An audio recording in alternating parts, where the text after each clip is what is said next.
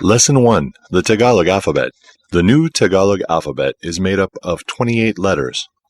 A, B, C, D, E, F, G, H, I, J, K, L, M, N, N, G, O, P, Q, R, S, T, U, V, W, X, Y, Z. A Tagalog word is pronounced just as it is spelled, and each syllable is pronounced separately and distinctly, except for certain vowel and semivowel combinations or diphthongs, such as I, ow, a, ew, oi, and uy. Foreigners will have minimal difficulty in pronouncing most Tagalog words. Some Tagalog examples of these diphthongs are Agiw, bitiw, kasuy, baduy, mababaw, ayaw, away, laway, reyna, kahoy, amoy.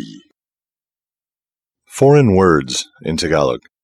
Examples of Tagalog words with Spanish origin are Kalesa, circo, litson, pinal, kahon, sabon, kalye, makina, vapor, lapis. Examples of Tagalog words with English origin are Cine, academic, gimmick, addict, quality, driver, traffic, believe, approve, tricycle, institution, boxing, janitor, sport, teacher, school. Other very common foreign words in everyday conversation are Alcohol, piano, aluminio, radyo, coche, telepono, banko, kape, restaurant, club, sinehan, pelikula, ventilador, hotel, tabaco, tennis, cigarillo, silya, whiskey, computer, pasaporte, tiyangge, tindahan, papel, plastic, television. The Tagalog names of days of the week are Lunes, Martes, Miércoles, Jueves, Viernes, Sábado, Linggo. The Tagalog names of months of the year are Enero, Pebrero, Marzo, Abril, Mayo, Junio, Julio, Agosto, Septiembre, Octubre, Noviembre, Diciembre.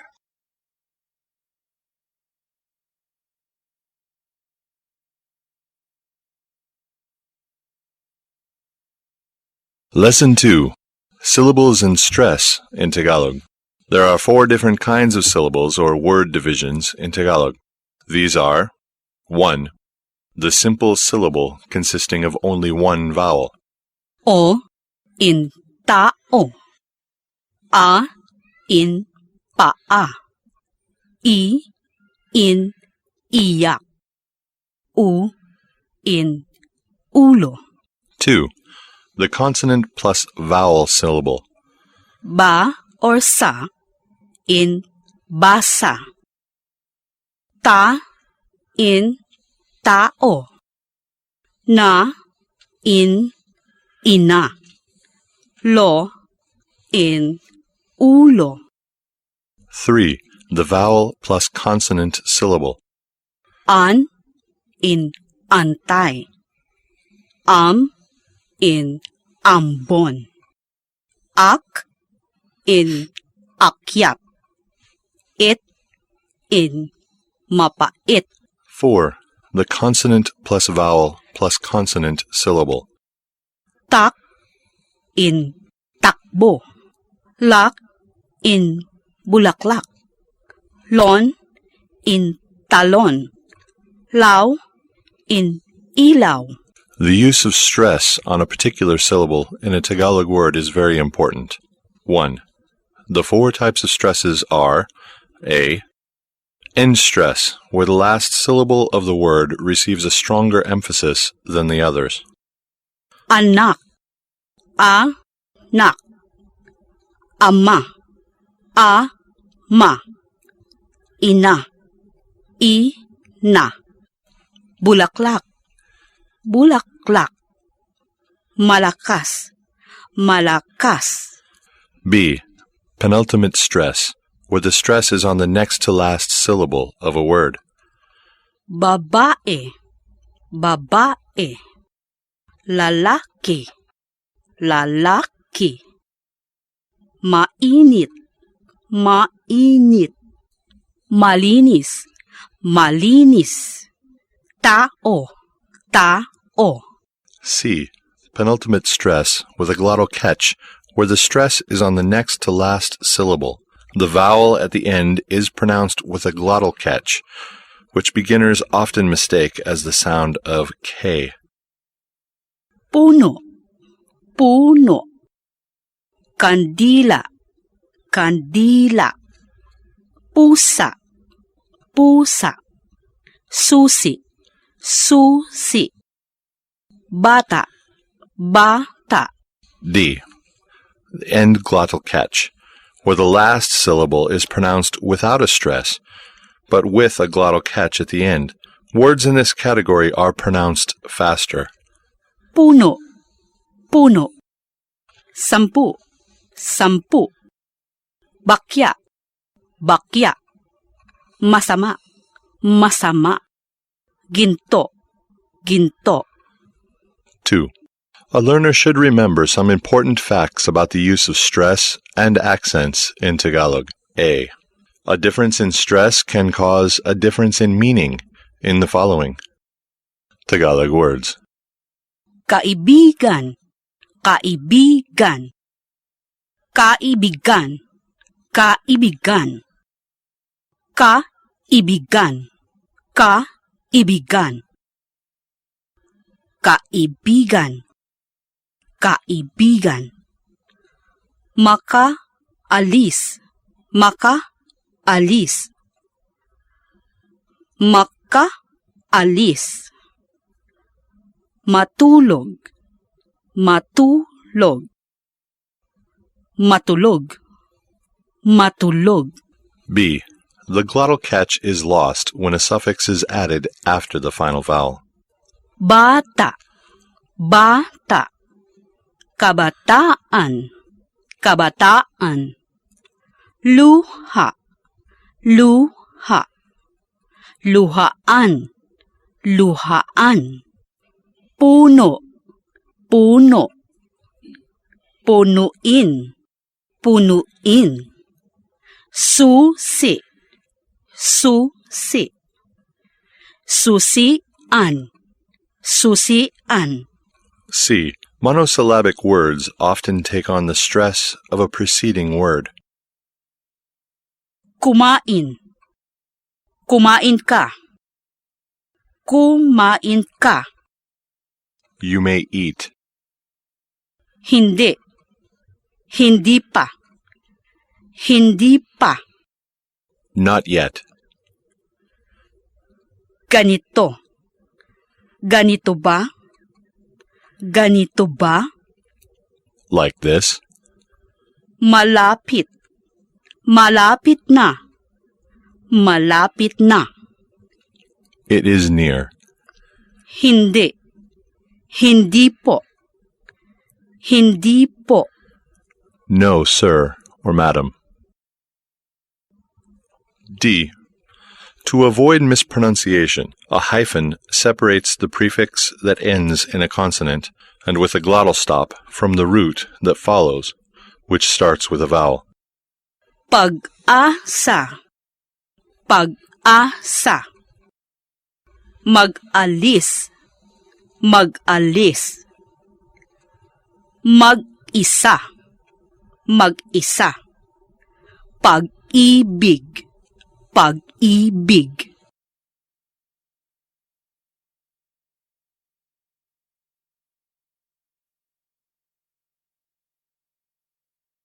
Lesson 3. Greetings and Common Expressions. Tagalogs have common forms of greetings and expressions that reflect courtesy and deference. 1.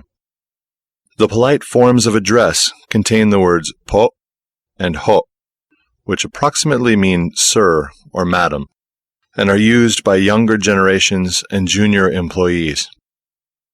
2. The greetings, good day, etc. Greetings usually start with maganda, which means beautiful. The most common greetings from morning to evening, in their polite forms, are Magandang araw po. good day, sir or madam. Magandang umaga po. Good morning, sir or madam. Magandang tanghali po. Good afternoon, sir or madam. Magandang hapon po. Good afternoon, sir or madam. Magandang gabi po. Good evening, sir or madam. For equals, it is fine to drop po and just say, Magandang umaga. good morning, Magandang hapon. good afternoon. In addition to the use of po or ho, another polite way of greeting people is to address them in the plural form by adding sa inyo, which means to you, and sa kanila, which means to them, at the end of the greeting. Magandang umaga po sa inyo. Good morning to you, sir or madam. Magandang hapon po sa kanila. Good afternoon to you, sir or madam. Magandang umaga sa'yo. Good morning to you. The usual responses of both older or senior individuals and equals contain rin and naman, which mean too, indicating that the one who received the greeting meant the greeter to have a similar good day. Magandang umaga rin sa'yo. Good morning to you, too. Magandang umaga naman. Good morning, too. Magandang tanghali rin po. Good afternoon, too, sir or madam. 3. The greeting, how are you? The influence of Spanish is evident in the way Filipinos, particularly Tagalogs, greet people. Kumusta po kayo? How are you, sir or madam? Kumusta sila? How are you, sir or madam? The responses to these greetings are Mabuti naman po. Salamat po. Mabuti rin po. Salamat. fine too, sir or madam. Thank you, sir or madam. Tagalogs may also ask the following questions in the same context as kumusta ka when meeting people they know. Saan kayo pupunta? Where are you going? Saan kayo nanggaling? Where have you been? The usual response is, Diyan lamang po. just nearby, sir or madam. 4. Various ways of saying, excuse me. There is no exact equivalent for excuse me in Tagalog.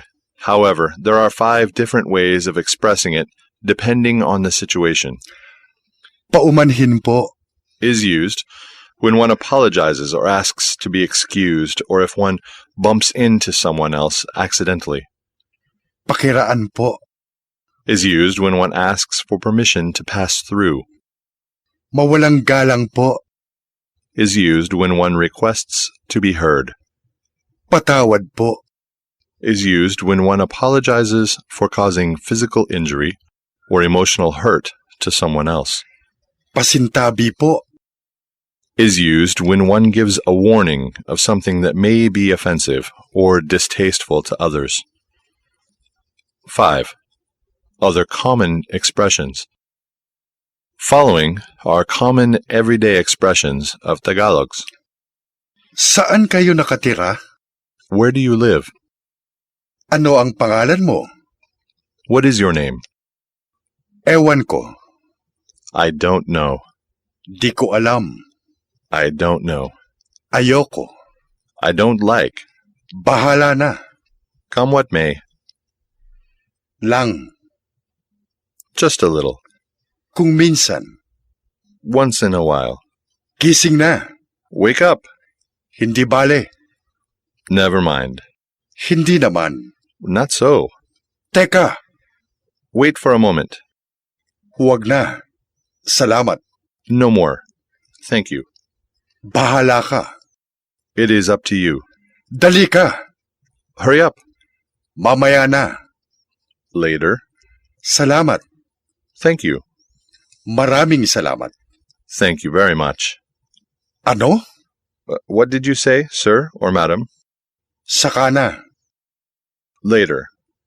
Lang. Just a moment. Sige na.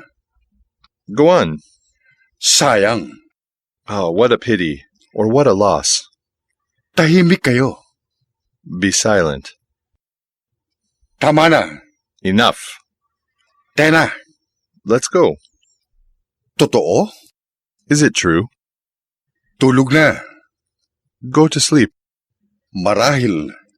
Perhaps. Siguro. Maybe. Or definitely. Katakataka. It seems incredible. Magaling. Outstanding. Nakayayamot. It is annoying. Mabuhay. Welcome. Maligayang bati po. Congratulations, sir or madam.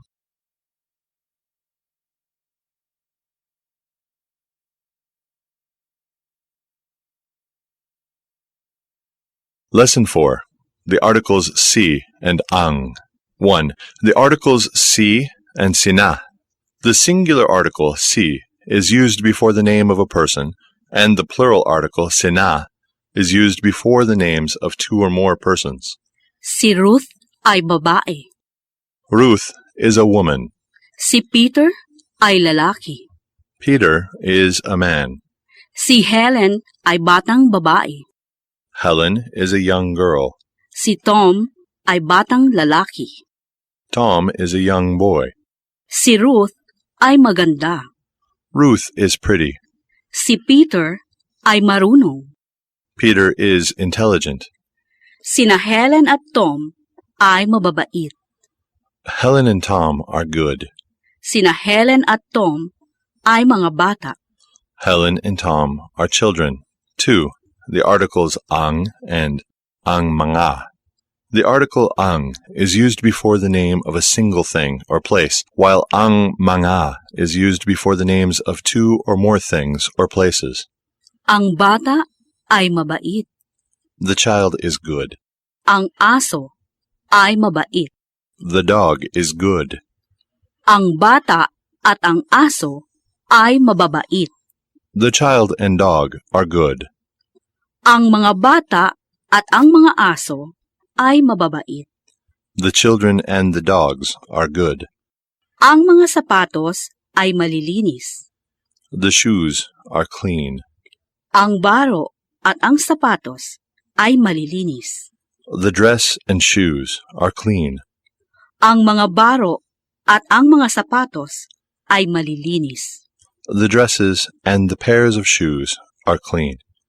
If there is more than one name of place in the subject, the plural article mga may be placed before the plural forms of adjective or noun. Ang Maynila at ang Washington, D.C. ay mga lungsod. Manila and Washington, D.C. are cities. Ang Baguio at ang Tagaytay ay mga malalamig na lugar. Baguio and Tagaytay are cool places. Ang Baguio at ang Tagaytay ay malalamig na mga lugar. Baguio and Tagaytay are cool places.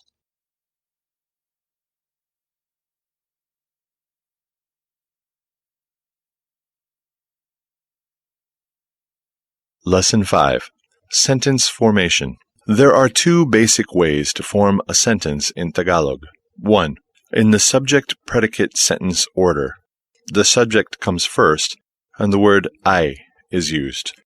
Ang bahay ay malaki. The house is big. Si Peter ay mabait. Peter is good. Sina Peter at Mary ay mga bata. Peter and Mary are children. Ang bata ay kumakain. The child is eating. Ang babae at ang lalaki ay nagluluto. The woman and the man are cooking. 2. In the inverted or transposed sentence order, the predicate comes at the beginning of the sentence before the subject, and the word I is not used. Malaki ang bahay. Big, the house is. The house is big.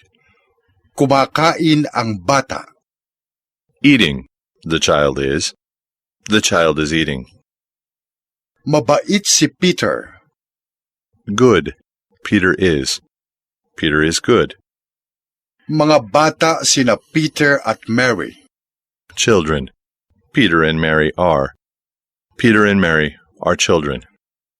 Mga lungsod ang Maynila at Cebu. Cities, Manila and Cebu are. Manila and Cebu are cities. Mga babae sina Helen.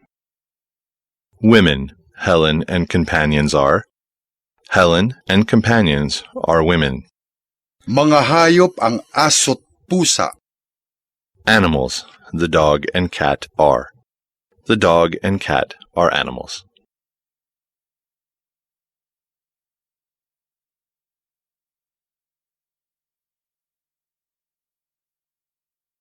Lesson 6. Personal and demonstrative pronouns. Personal pronouns can only be used as the subject of a verb in a sentence and may come at the beginning of the sentence before the verb or at the end of the sentence after the predicate, depending on the word order. 1. The personal pronoun ako is the equivalent of the English pronoun I. Ako ay si John. I am John. Ako ay lalaki. I am a man. Masipag ako. Industrious, I am. Malusog ako. Healthy, I am. 2. The personal pronouns kami and tayo are equivalent to the English we. Kami means we in the sense of he or she and I, excluding the person spoken to, whereas tayo means we in the sense of you, he or she, and I, or you and I. Kami ay sina John at Helen. We are John and Helen. Kami magkapatid. We are brothers and sisters. Mababait kami. Good we are. Mahihirap kami. Poor we are. Tayo ay sina John at Mary. We are John and Mary. Tayo'y magkaibigan. We are friends. Mababait tayo. Good we are. Masisipag tayo. Industrious we are. 3. The personal pronoun ikaw is singular while kayo is plural. Both are equivalent to the English you. Ikaw is shortened to ka in the inverted word order. Ikaw ay si Mary. You are Mary. Ikaw ay babae. You are a woman. Masipag ka. Industrious are you. Malusog ka. Healthy are you. Kayo ay sina John at Helen. You are John and Helen. Kayo ay magkapatid. You are brother and sister. Malulusog kayo. Healthy you are. 4. The pronoun siya is singular, meaning he or she. Siya ay si Peter. He is Peter. Siya'y isang bata. He is a child. Marunong siya. Intelligent he is. Mabait siya. Good she is. The plural form of siya is sila, meaning they. Sila ay sina John at Mary. They are John and Mary. Sila ay magkaibigan. They are friends. Marurunong sila. Intelligent they are. In a polite or formal situation, either one of the plural pronouns kayo or sila may replace the singular pronoun ikaw or ka in sentences and questions to indicate respect. Kayo po ba ay guro? Are you a teacher, sir or madam? Sila po ba ay guro? Are you a teacher, sir or madam? Kayo ay mabait? You are kind. 2. The demonstratives, ito, iyan, and iyon. The English demonstrative pronouns this and that have equivalents in the Tagalog language. Ito, iyan, and iyon. 1. The demonstrative ito is used to refer to a thing that is very near or close to the person speaking. Ito ay si John. This is John. Ito'y si John. This is John. Ito'y bata. This is a child. Ito'y pagkain. This is food. Maliit ito. This is small. Malaki ito. This is big. 2. The demonstrative iyan is used to refer to a thing that is near the person spoken to. It is followed by I. Iyan ay si Mary. That is Mary. Iyan ay pagkain. That is food. Iyan ay pagkain ni Mary. That is Mary's food. Marami yan. That is plenty. Mainit yan. That is hot. 3. The demonstrative iyon is used to refer to a thing that is far from both the person speaking and the one spoken to. Iyon ay ilog Pasig. That is the Pasig River. Iyon ay mahaba. That is long. Iyon ay malinis at mahaba. That is clean and long. Malinis iyon. That is clean. Mahaba iyon. That is long. 4. Plural forms of ito, iyan, and iyon. The plural forms of ito, iyan, and iyon are preceded by the plural article ang mga. This and that thus become these and those. Ang mga ito ay mababait. These are good. Ang mga iyan ay malalaki. Those are big. Ang mga iyon ay malilinis. Those are clean. 5. This and that as modifiers. The demonstratives ito, iyan, and iyon can also be used as modifiers to point out or specify the subject of a sentence. Ang mesang ito ay malinis. Itong mesang ito ay malinis. This table is clean. Malaki ang bahay na iyon. Malaki iyong bahay na iyon. That house is big. Maganda ang suot mong iyan. Maganda iyang suot mong iyan. Your clothes are beautiful.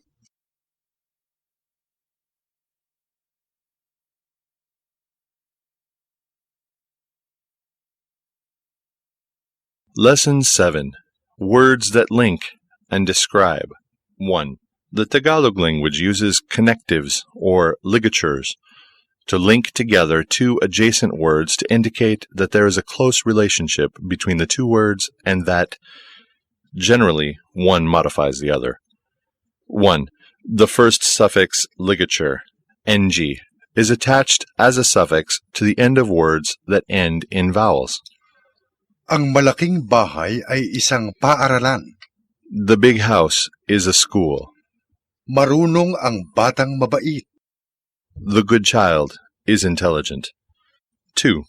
The second suffix ligature, g, is attached as a suffix to the end of words that end in the consonant n. Ang mayamang lalaki ay mapagbigay.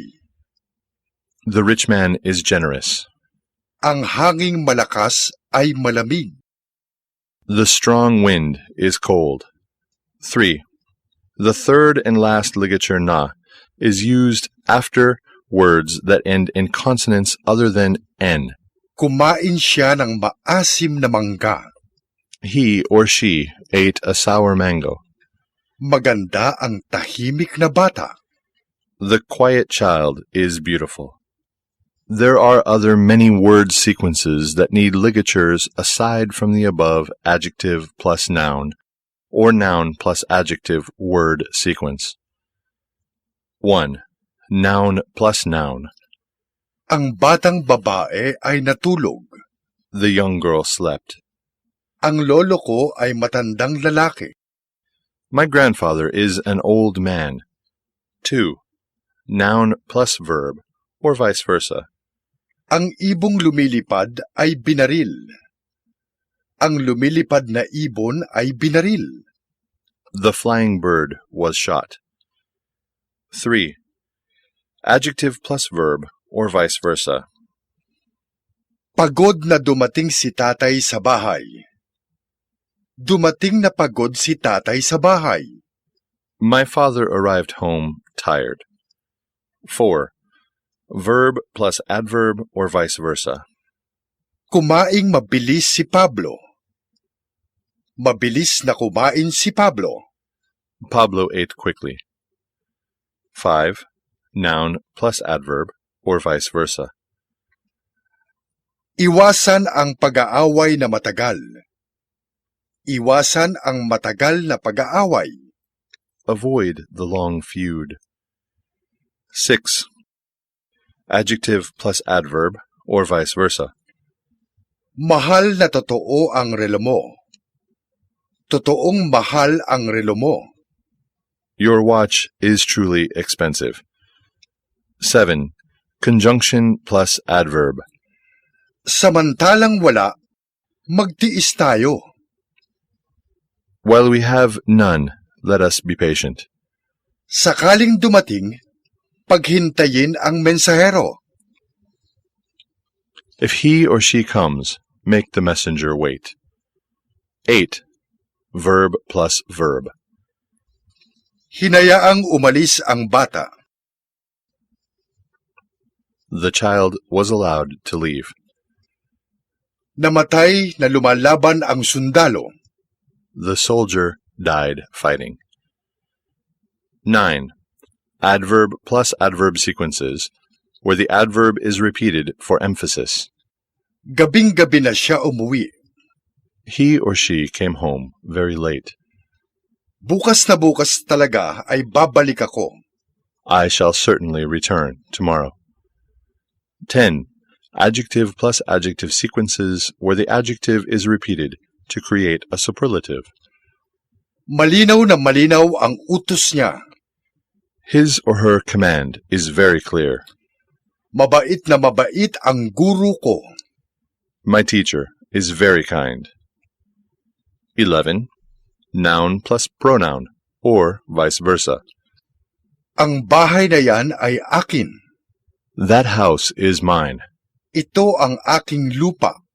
This is my land. 12. Pronoun plus adjective, or vice versa. Ikaw na marunong ay magsalita. You who are learned should speak. Ang hangal na ito ay umiiyak. This fool is crying. 13. Verb plus pronoun, or vice versa. Tatawaging ano ang bata? By what name shall the child be called? Tayong kanilang inapi ay natuto. We whom they maltreated learned. 14. Pronoun plus pronoun. Kinuha ninyo yaong amin. You took that which is ours. Tayong kanilang inapi ay natuto. We whom they maltreated learned.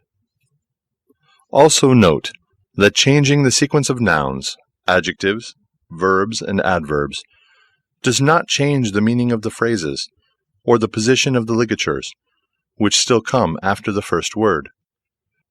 Batang babae or babaeng bata. Young girl. Matabang lalaki or lalaking mataba. Fat man. Ibong lumilipad or lumilipad na ibon. Flying bird.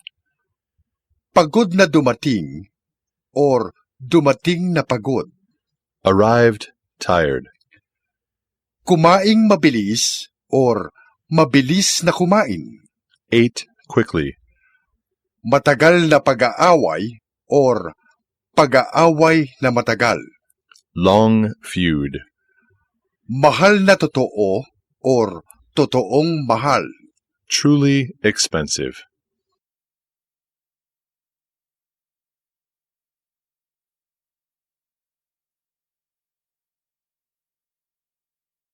Lesson 8. Words that show possession.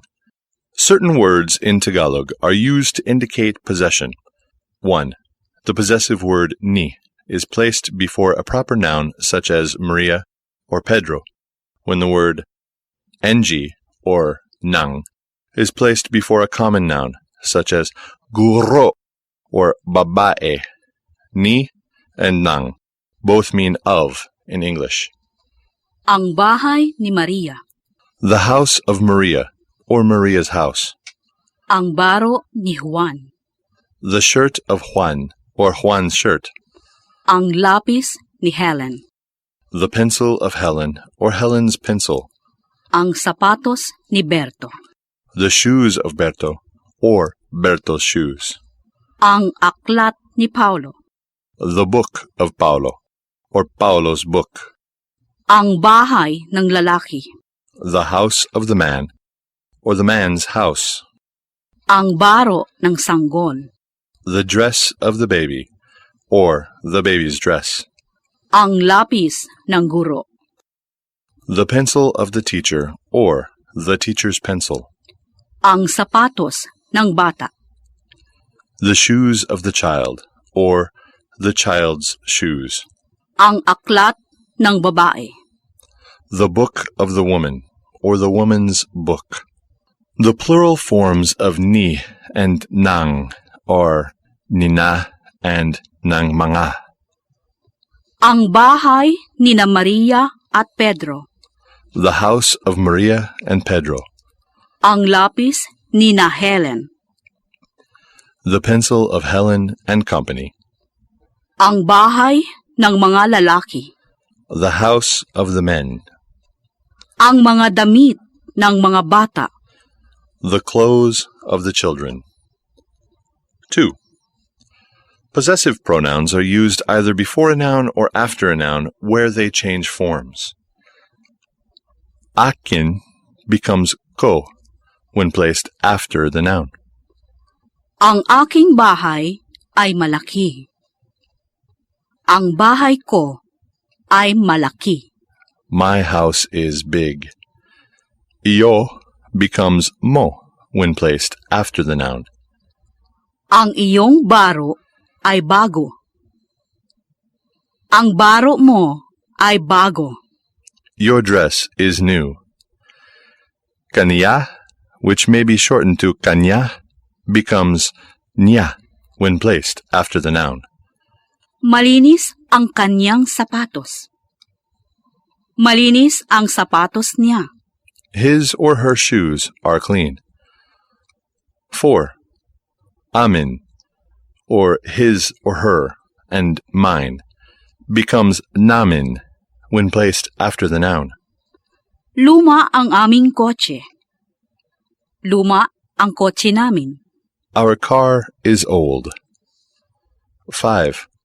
Atin, or yours, his or her, and mine, becomes natin when placed after the noun. Malaki ang ating bahay. Malaki ang bahay natin. Our house is big. 6. Inyo becomes ninyo when placed after the noun. Ang inyong ama ay masipag.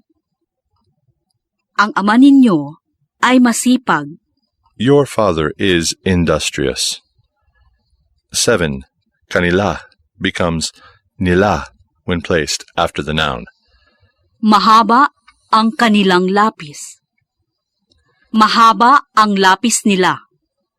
Their pencil is long. In cases where two pronouns are used in a sentence, Sticking to one style will produce awkward sentences. Not good. Ang kanyang ina ay pumunta sa kanyang bahay. Not good. Ang ina niya ay pumunta sa bahay niya. However, a combination of two kinds of possessive pronouns will produce better-sounding sentences. Good. Ang ina niya ay pumunta sa kanyang bahay. Good. Ang kanyang ina ay pumunta sa bahay niya. The possessive personal pronouns are placed between ang and mga. Right? Ang aking mga anak ay mababait. And wrong. Ang mga aking anak ay mababait. My children are good. 3. The possessives nito, niyan, and niyon. These possessives are similar to this and that. Ang bahay nito ay malaki. Malaki ang bahay nito. The house of this person is big. The owner of the house is near the speaker. Ang bahay niyan ay maliit. Maliit ang bahay niyan. The house of that person is small. The owner of the house is near the person spoken to. Ang bahay niyon ay maliit. Maliit ang bahay niyon. The house of that person is small. The owner of the house is far from the persons talking. The plural forms of possessive pronouns are formed by adding ng mga to the demonstratives ito, iyan, iyon, and not to the possessives nito, niyan, and niyon. Ang bahay ng mga ito. The house of these people. Ang bahay ng mga iyan. The house of those people. Ang bahay ng mga iyon. The house of those people.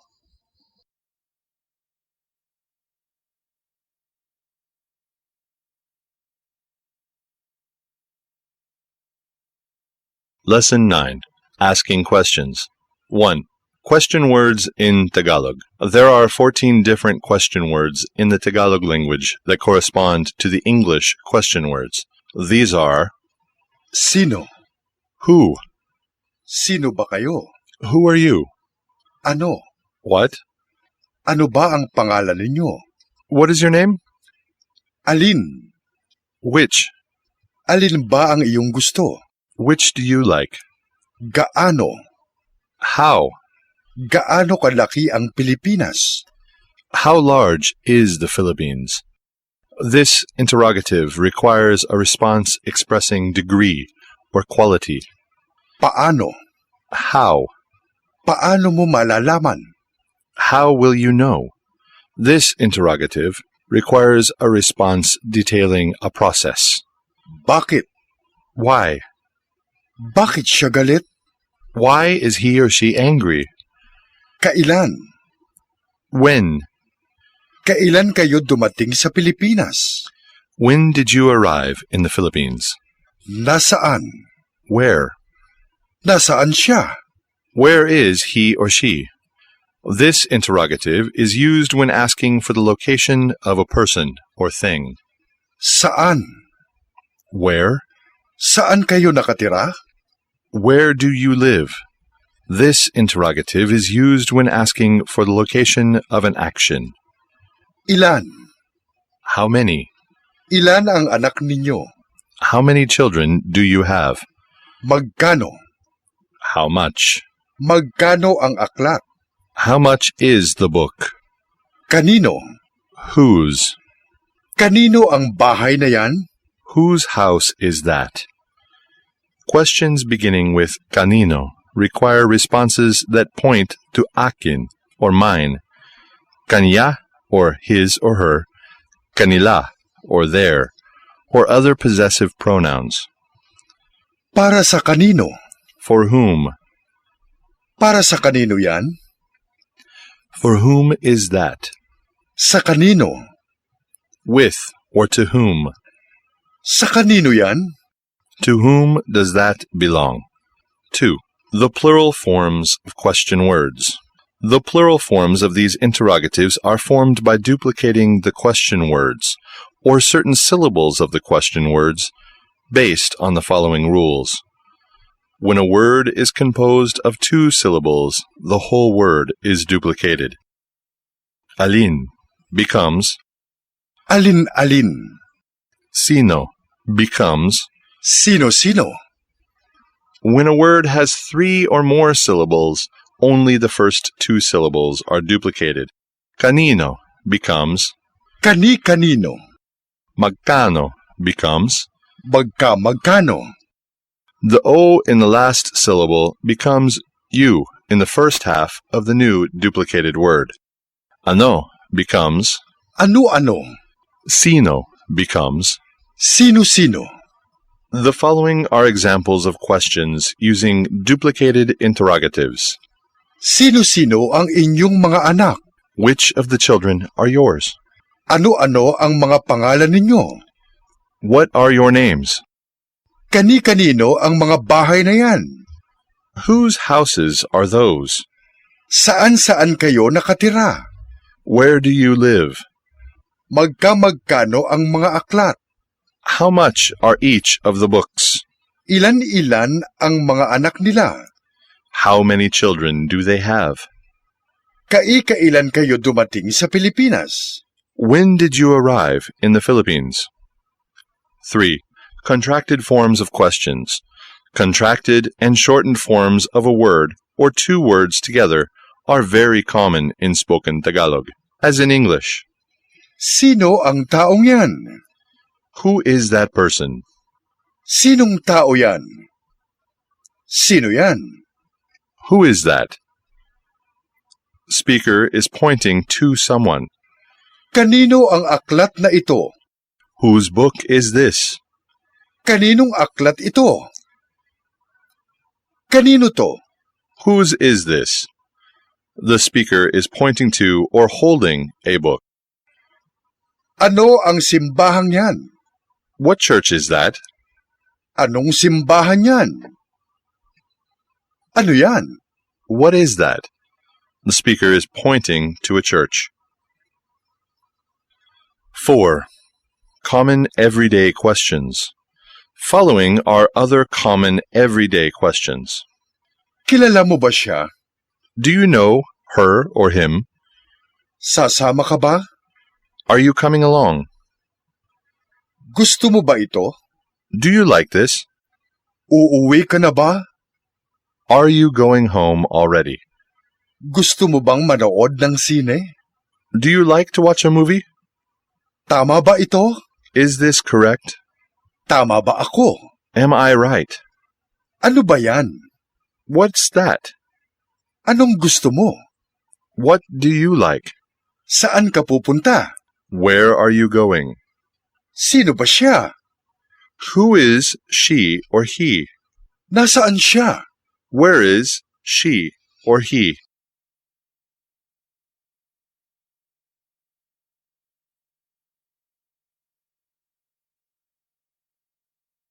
Lesson 10. The question word ba. The question word ba has no direct translation in English, but it serves as a spoken question mark. Sila ay aalis na. They will leave now. Sila ba ay aalis na? Are they leaving now? What are the rules for using ba? 1. To change a sentence in the subject-predicate word order into a question, place ba immediately after the subject and just before I. The sequence ba plus I is then often shortened into bay. Sila ay aalis na. They will leave already. Sila ba ay aalis na? Are they leaving now? Sila ba'y aalis na? Ang babae ay mabait. The woman is good. Ang babae ba ay mabait? Is the woman good? Ang babae ba'y mabait? Si Pedro ay marunong. Pedro is intelligent. Si Pedro ba ay marunong? Is Pedro intelligent? Si Pedro ba'y marunong? 2. To change a sentence in the inverted or transposed word order into a question, place ba immediately after the predicate. Aalis sila. They will leave. Aalis ba sila? Will they leave? Mabait ang babae. The woman is good. Mabait ba ang babae? Is the woman good? Kakain ako. I shall eat. Kakain ba ako? Shall I eat? 3. In questions that start with interrogatives, always place ba immediately after the interrogative pronoun. This sequence is not answerable by yes or no. Sino ba ang kasama mo? Who is your companion? Ano ba ang gusto mo? What do you like? Saan ba kayo pupunta? Where are you going? Kailan ba kayo aalis? When are you leaving? Magkano ba ito? How much is this? Monosyllabic words. Ka, ko, mo, na, pa, din, daw, po, ho, nga, And others may be inserted for emphasis after the interrogatives and push ba further toward the end of the question. Aalis na ba sila? Will they leave already? Aalis ka na ba? Will you leave already? Maganda rin ba ang babae? Is the woman pretty too? Malinis daw ba ang bata? Is the child clean, as they say? Marumi raw ba ang bata? Is the child dirty, as they say? Marumi pa ba siya? Is he or she still dirty? 4. In questions that start with pseudo-verbs such as gusto, ayaw, ibig, puede, maaari, and others, place ba between the pseudo-verb and the main verb, and attach the ligature ng to ba. Gusto bang kumain ng bata? Does the child like to eat? Ibig bang umalis ng lalaki? Does the man like to leave? Ayaw bang umalis ng babae? Doesn't the woman want to leave? However, if a pronoun comes before the main verb, the ligature ng is attached to the pronouns siya, kami, sila, and tayo rather than to ba. Dapat ba siyang magsalita?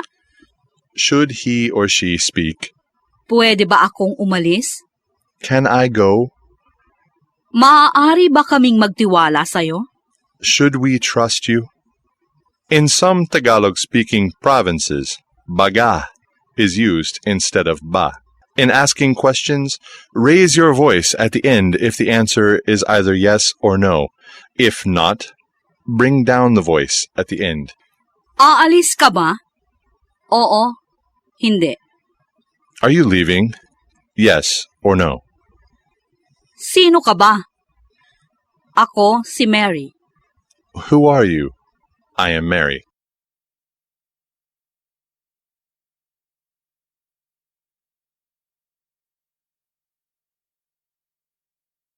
Lesson 11. Making Comparisons. In the Tagalog language, as in English, there are various ways of comparing things according to the different levels or degrees. Equality. To express equality between two nouns, for example, A and B, in terms of one quality, either attach the prefixes kasing or magkasing, or use the words pareho, katulad, or gaya. 1. The formula phrase kasing plus adjective plus ni or nang be means as plus adjective plus as. The order can also be reversed with kasing plus adjective at the beginning of the sentence. Si Maria ay kasing ganda ni Elena. Maria is as beautiful as Elena. Kasing galing ni Rizal si Bonifacio. As good as Rizal, Bonifacio is. Bonifacio is as good as Rizal. 2. In the formula phrase, magkasing plus adjective. The subjects being compared are mentioned side by side. Sina Maria at Elena ay magkasing ganda. Maria and Elena are equally beautiful. Magkasing galing sina Rizal at Bonifacio. Rizal and Bonifacio are equally good. Magkasing taas kami. We are equally tall. Note how the following prefixes are attached to the adjectives. A, kasing, or magkasing, is attached to roots that begin in A, E, I, O, U, K, G, H, M, N, W, and Y. For example, kasing kulot, meaning as curly as. B, kasin, or magkasin, is attached to roots that begin with D, L, R, S, and T. For example, kasin dumi, meaning as dirty as. Kasim, or magkasim, is attached to roots that begin with B and P. For example, magkasimbaho, meaning as foul-smelling as. 3. The formula phrases A plus adjective plus pareho ni or nang, katulad ni or nang, or gaya ni or nang, plus B mean similar to or like on their own, but translate to the first formula when used to compare the qualities of nouns. Si Maria ay maganda pareho ni Elena. Si Maria ay maganda gaya ni Elena. Maria is beautiful like Elena, or Maria is as beautiful as Elena. 2. Inequality. To express that something is better than something else, the formula is A plus lalong, higit na or mas, plus adjective, plus kaysa kay, kaysa sa, plus B. Si Peter ay lalong marunong kaysa kay John. Higit na marunong si Peter kaysa kay John. Peter is brighter than John. Ang matanda ay lalong masipag kaysa sa bata. Mas masipag ang matanda kaysa sa bata. The old is more diligent than the young. 2. To express a lower quality or lesser degree, the formula is A plus hindi kasing plus adjective plus ni or nang plus B. Si John ay hindi kasindunong ni Peter. John is not as bright as Peter. Ang aking anak ay hindi kasimbait ng anak niya. My child is not as good as his or her child. 3. Intensives. The most common ways to express the intensity of the qualities in Tagalog are by the following. 1. By duplicating the adjective and attaching an appropriate ligature. Magandang maganda. Matandang matanda. Pangit na pangit. Masipag na masipag. Or 2.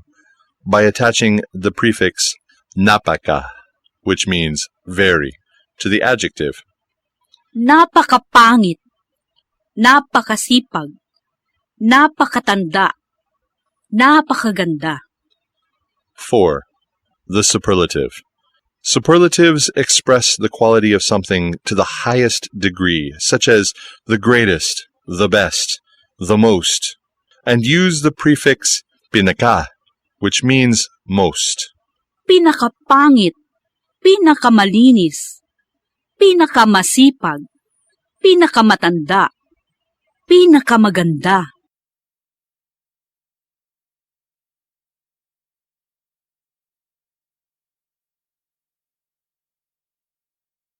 Lesson 12.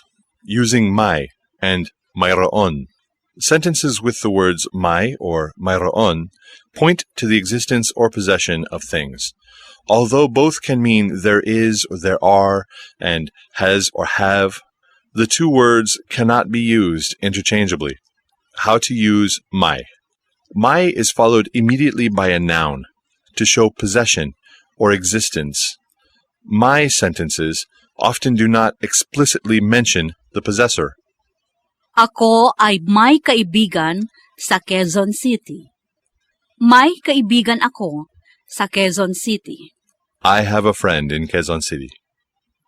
Kami ay may bahay sa Maynila. May bahay kami sa Maynila. We have a house in Manila. May tao sa labas. There is someone outside. 2. May is followed immediately by an adjective or numeral in either type of word order sentence to indicate possession or existence. Siya'y may magandang bahay. He or she has a nice house. May 2 aso sa kulungan. There are 2 dogs in the cage. 3. When referring to more than one thing in possession or in existence, may is followed immediately by mga, then the noun. May mga punong kahoy sila. They have trees. May mga tao sa labas. There are men outside. 4. May is followed immediately by a verb to indicate the existence of someone or something. May natutulog na tao sa silid. There is a person sleeping in the room. How to use mayroon. 1.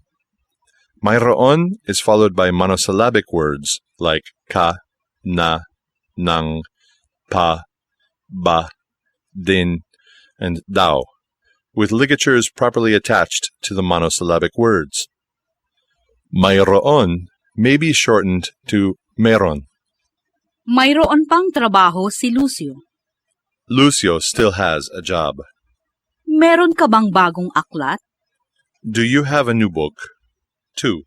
Mayroon is followed by a personal pronoun such as ako, ka, tayo, kami, kayo, and sila in inverted sentences to indicate possession. The suffix ligature nang is attached to these pronouns. May bahay kami sa Maynila. We have a house in Manila. Mayroon kaming bahay sa Maynila. 3. Mayroon alone may answer a question. The word oo or yes at the start of a sentence, as well as the noun or pronoun after mayroon, is optional. May bagong sapatos ba si Bob? Mayroon. Or, oo, mayroon siya. Does Bob have a new pair of shoes? Yes, he has. 3. How to use wala. Wala means none and negates the existence or possession of a thing. 1. Wala is usually found at the beginning of a sentence and is followed by a possessive pronoun or a monosyllabic word with a suffix ligature nang. Wala akong kaibigan sa Quezon. I do not have a friend in Quezon. Wala silang mga punong kahoy. They do not have trees. Wala pang bagong aklat. There is no new book yet. Wala ng trabaho si Lucio. Lucio does not have a job now. 2. Wala, with the suffix ligature nang, is used before numerals or adjectives, nouns, the article mga, and verbs. Walang 2 aso sa kulungan. There are no 2 dogs in the cage. Walang tao sa labas. There is no one outside. Walang mga tao sa labas. There are no men outside. Walang natutulog na tao sa silid. No one is sleeping in the room. 3. Wala, by itself, is a negative response to a question using may or mayroon and means none. Wala also changes a positive question into a negative one. May bagong sapatos ba si Bob? Does Bob have a new pair of shoes? Wala. None. May kotse ba sila? Do they have a car? Wala. None. Mayroon ka bang pagkain? Do you have food? Wala ka bang pagkain? Don't you have food?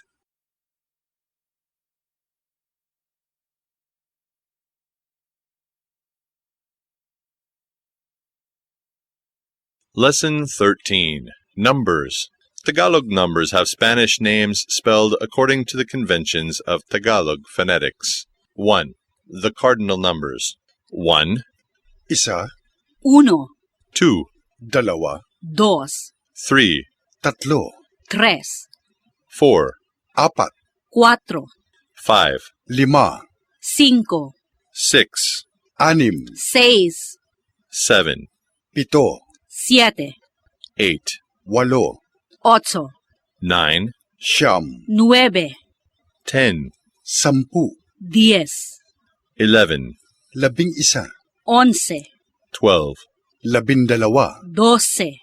13, 13, 13, 14, 14, 14, 15, 15, 15, 16, 16, 16, 17, 17, 17, 18, 18, 18, 19, 19, 19, 20, 20, 20, 21, 21, 21, 25, 25, 25, 30, 30, 30, 36, 36, 36, 40, 40, 40, 47, 47, 47, 50, 50, 50, 55, 55, 55, 60, 60, 60, 70, 70, 70, 80, 80, 80, 90, 90, 90, 100, 100, 100, 110, 110, 110, 200, 200, 200, 300, 300, 300, 400, 400, 400, 500, 500, 500, 1,000. 1,000. 1000. Some sample sentences are Ang 5 at 6 ay 11. 5 and 6 are 11.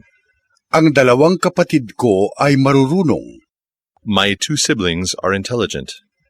10 tao ang umawit sa palatuntunan. 10 people sang in the program.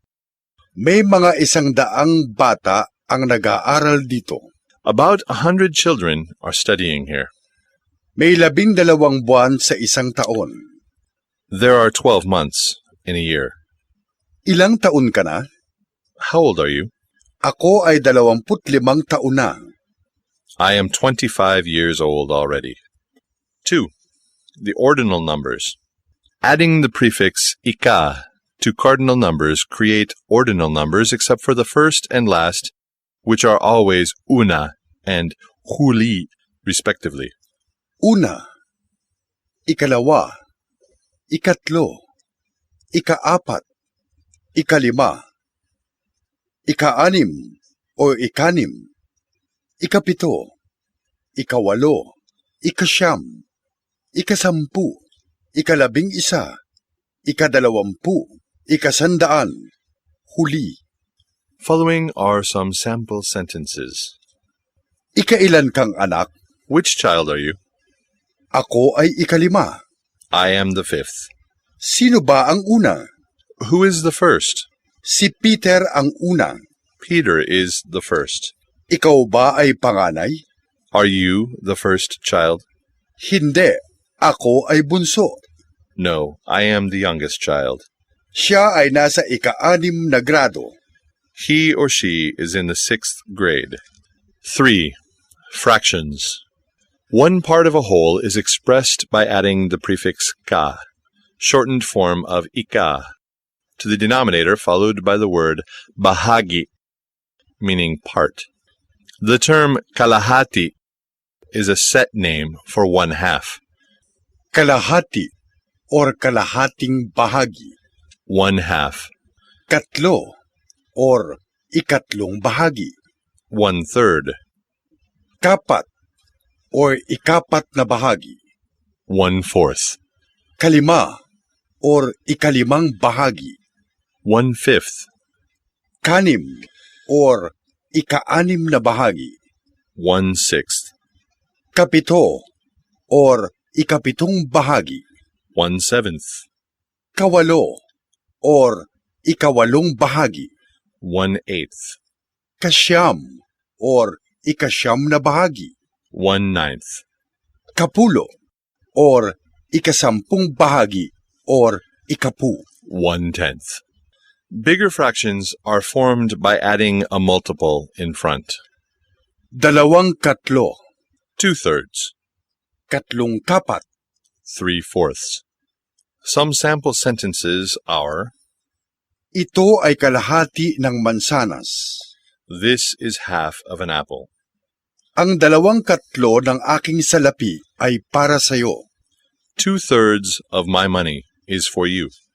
Maglagay ng 3 kapat ng kutsaritang asin sa pagkain. Put 3/4 teaspoon of salt in the food. Ang 4 na kawalo ay pareho ng 2 kapat. 4/8 is equivalent to 2/4. 4. Prices and money.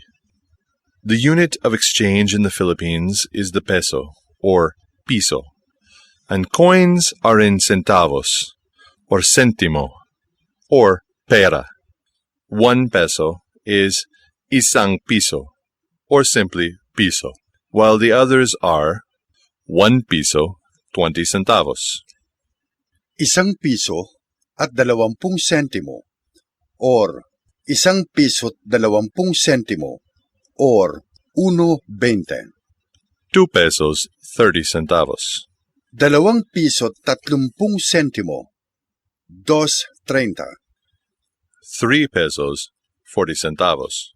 3 piso't 40 sentimo, 3.40. 4 pesos, 50 centavos.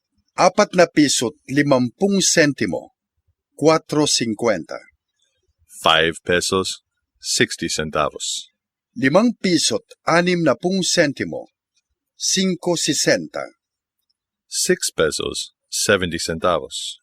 6 na piso't 70 sentimo, 6.70. 7 pesos, 80 centavos. 7 piso't 80 sentimo, 7.80. 8 pesos, 90 centavos. 8 piso't 70 sentimo, 8.90. 9 pesos. 9 na piso, 9 pesos. 10 pesos. 10 piso, 10 pesos. Some sample sentences are: Ang aking sapatos ay nagkakahalaga ng 750 piso. My pair of shoes cost 750 pesos. Ang halaga ng kanyang damit ay 879 na piso at 75 pera. The cost of her dress is 899 pesos and 75 centavos. 2,000 piso ang halaga ng silya. The chair cost 2,000 pesos.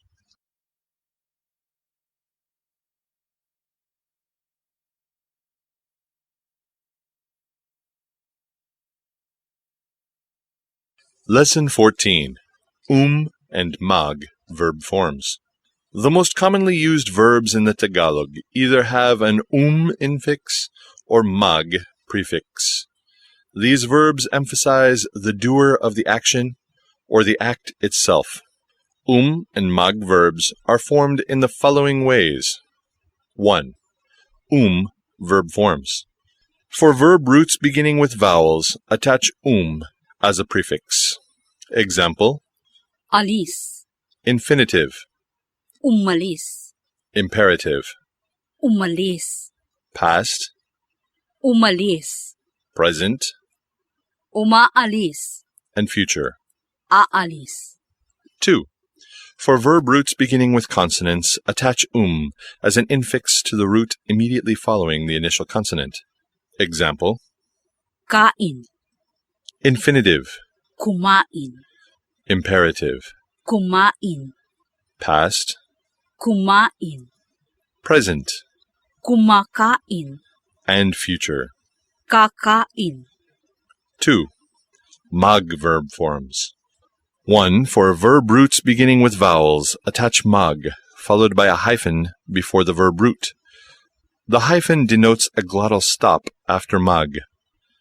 Example: Aral, infinitive, mag-aral, imperative, mag-aral, past, nag-aral, present, nag-aaral, and future. mag-aaral. 2. For verb roots beginning with consonants, attach mag in front of the root.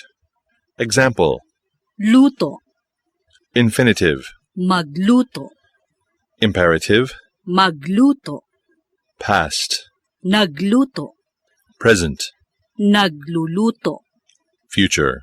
magluluto. Note that the present tense denotes habitual and ongoing action.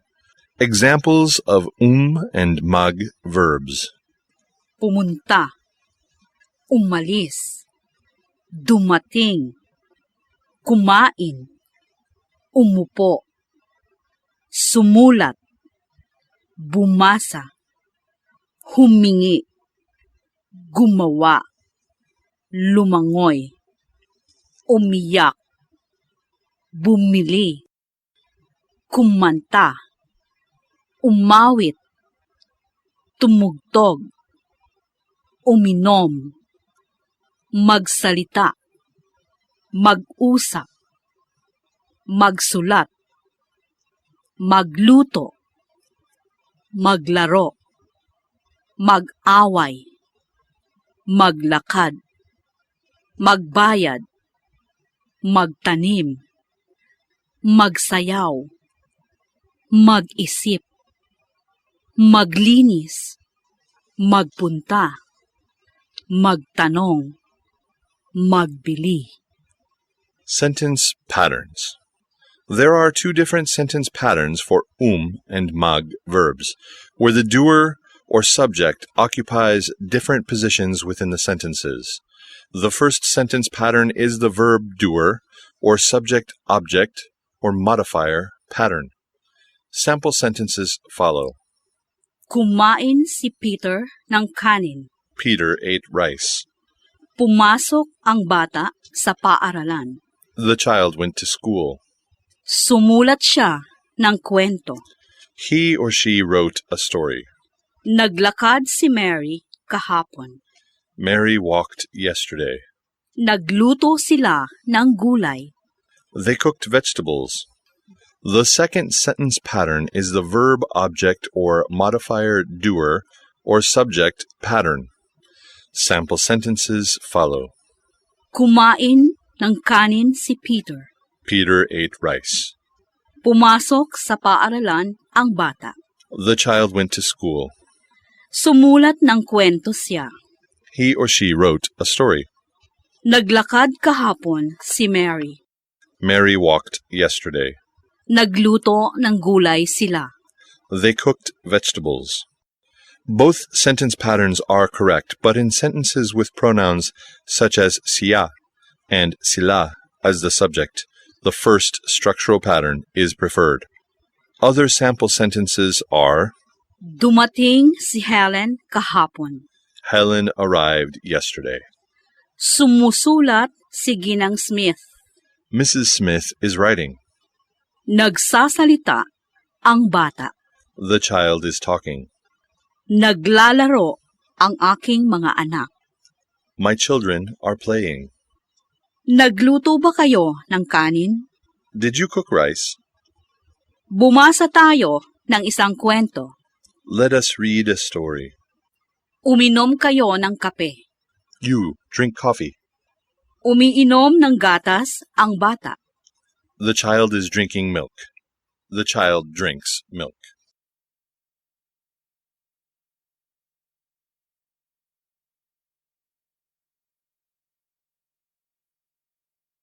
Lesson 15. In-verb forms.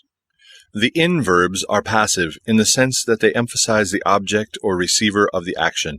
In-verbs indicate an action expressed by the root on the subject without necessarily naming the doer of the action. In-verbs are formed in the following ways. 1. For a verb beginning with a vowel, in is either added at the end or the front of the root form, depending on the tense. Example: Alis, infinitive, alisin, imperative, alisin, past, inalis, present, inaalis, and future. aalisin. 2.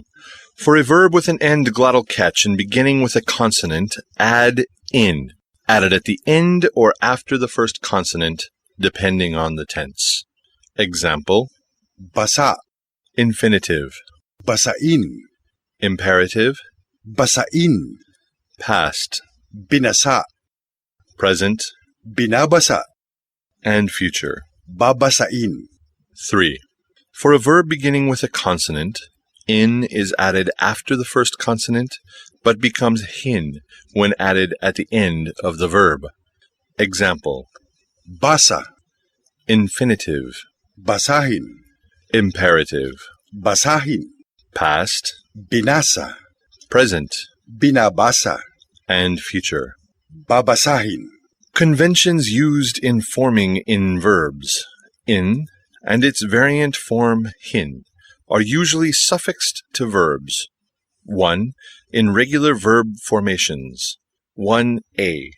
In is suffixed to a root word that ends in a consonant. For example, Alis, becomes, alisin, and pasok, becomes. pasukin. 1b. In is suffixed to a root word with an end glottal catch and ends in a vowel. For example, Sira, becomes, sirain, and puno, becomes. punuin. 2. Hin is suffixed to a root word without a glottal catch that ends in a vowel. For example, Basa, becomes, basahin. Bili, becomes, bilhin. and Sabi, becomes. sabihin. 2.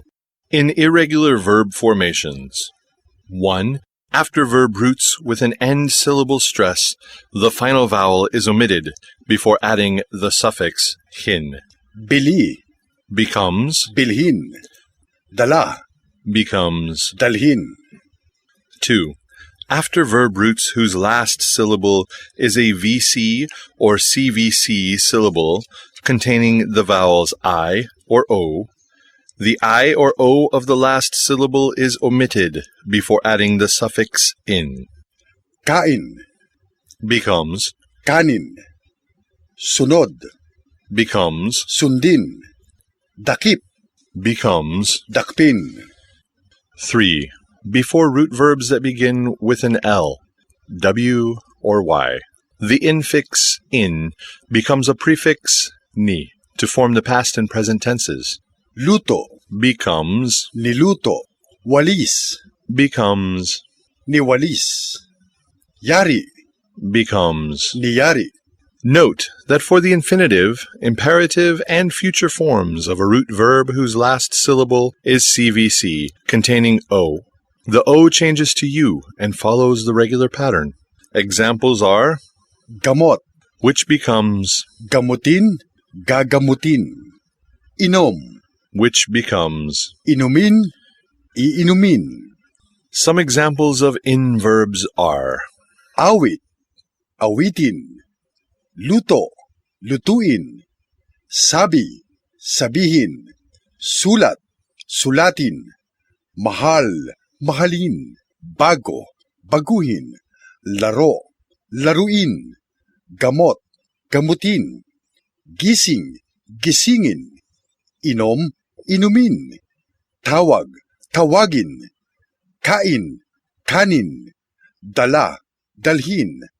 patay, patayin, bati, batiin, puri, purihin, linis, linisin, bilang, bilangin.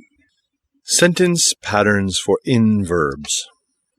In sentences with in-verb forms, the doer is always expressed in the possessive form, such as Ni Peter, ng bata, ko, niya, iyo, kanya, akin, atin, and kanila.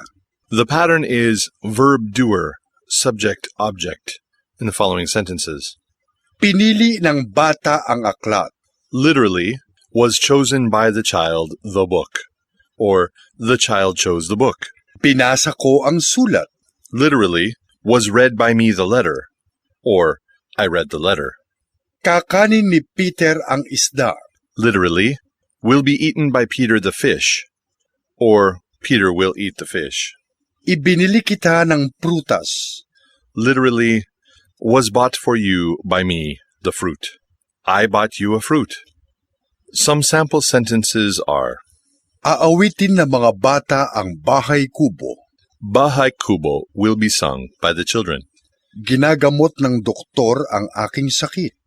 My sickness is being treated by a doctor. Nilinis ni Marta ang kanilang bahay. Their house is being cleaned by Marta. Lulutuin ng katulong ang gulay. The vegetables will be cooked by the helper. Babasahin ko ang aklat ni Dr. Rizal. The book by Dr. Rizal will be read by me. Kakanin ba nila ang mga saging? Will the bananas be eaten by them?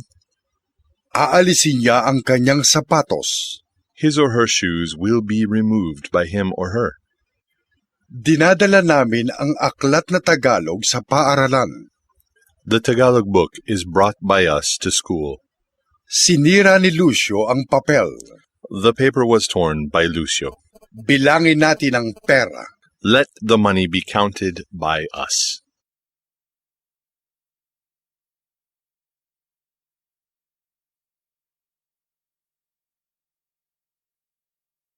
Lesson 16. The articles ang and nang. The word ang functions like the English definite article the, while nang may be translated using the English preposition of, or the indefinite articles a and an. 1. Rules for using ang and nang. 1. Ang is used a. To introduce a common noun as the subject of a sentence, ang is similar to the English definite article the. In this case, Ang bata ay mabait at masipag. the child is good and diligent. Kumakain ng mangga ang dalaga. The young woman is eating a mango. B. Place I to emphasize the identity of or mark the doer. Ako ay sumulat ng kwento. I wrote a story. Ako ang sumulat ng kwento. I was the one who wrote the story. Ang bata ay may sakit. The child is sick. Ang bata ang may sakit. The child is the one who is sick. 2. Nang is used, A, to introduce the receiver of an action. Bumili ng pagkain ang babae. The woman bought food. Si Elena ay nagluto ng manok. Elena cooked the chicken. B, to indicate association or possession. Ang ina ng bata ay nagpunta sa palengke. The child's mother went to the market. Ang bahay ng lalaki ay bago. The man's house is new. C, to introduce the doer of the passive action. Kinain ng aso ang tinapay. The dog ate the bread. Binili ng batang babae ang aklat. The girl bought the book. 2. The plural forms of ang and nang. Plural words also need to be introduced by the plural forms of ang and nang. Thus, ang becomes ang mga, and nang becomes nang mga. Ang mga bahay ng magkakapatid na babae ay malalaki. The sisters' houses are big. Bumili ng mga prutas ang lola. The grandmother bought fruits.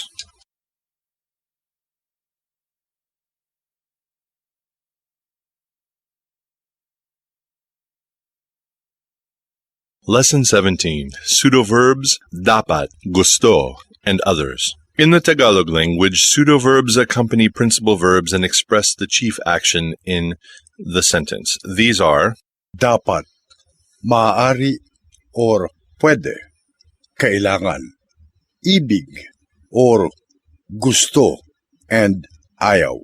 These pseudoverbs shift the meaning of the main verb to indicate that an action should have been done, or should not have been done, or can be carried out, or cannot be carried out, etc.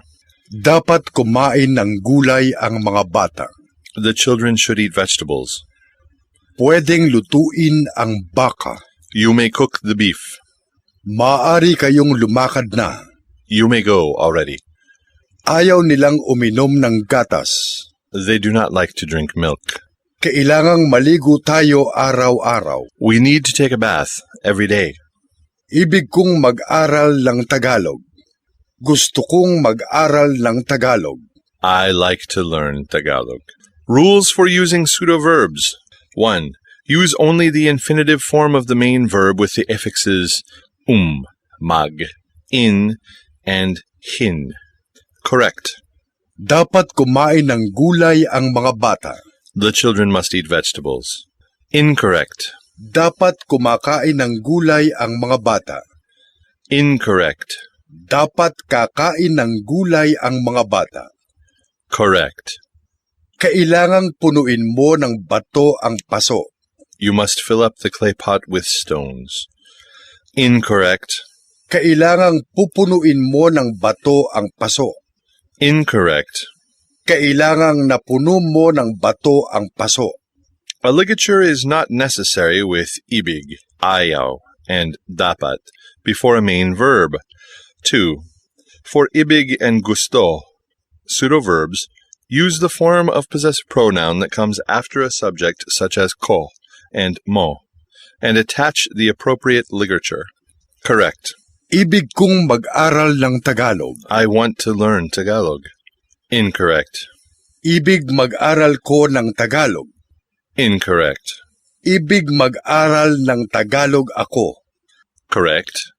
Gusto kong aralin ang Tagalog. I want to learn Tagalog. Incorrect. Gusto aralin ko ng Tagalog. Incorrect. Gusto aralin ng Tagalog ako.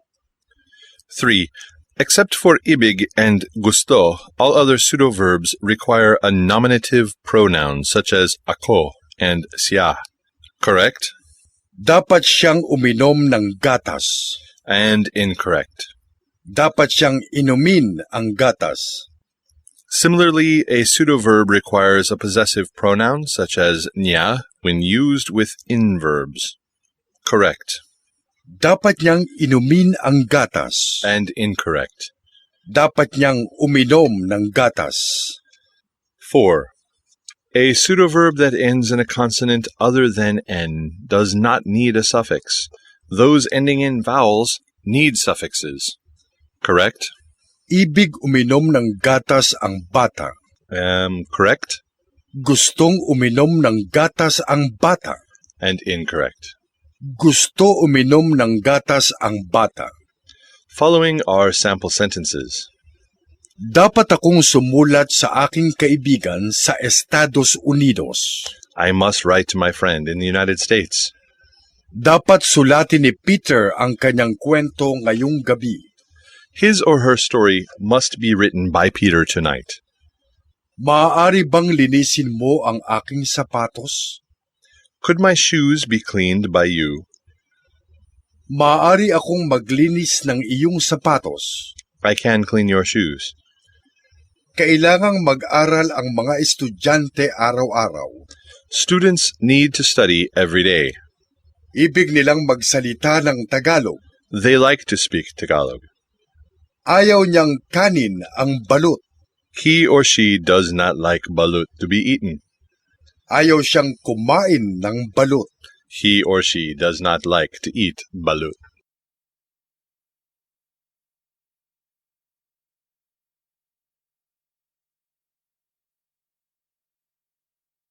Lesson 18.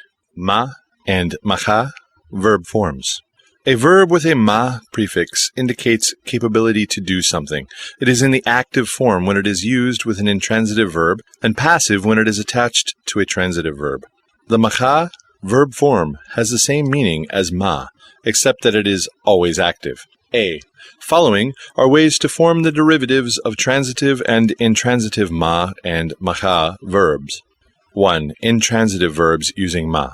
Example: tulog, infinitive, matulog, imperative, matulog, past, natulog, present, natutulog, future.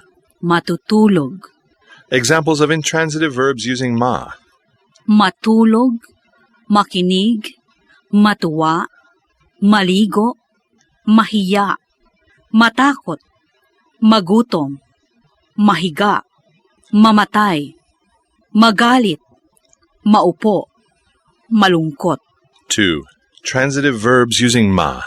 Note that there is no imperative form for a transitive ma verb.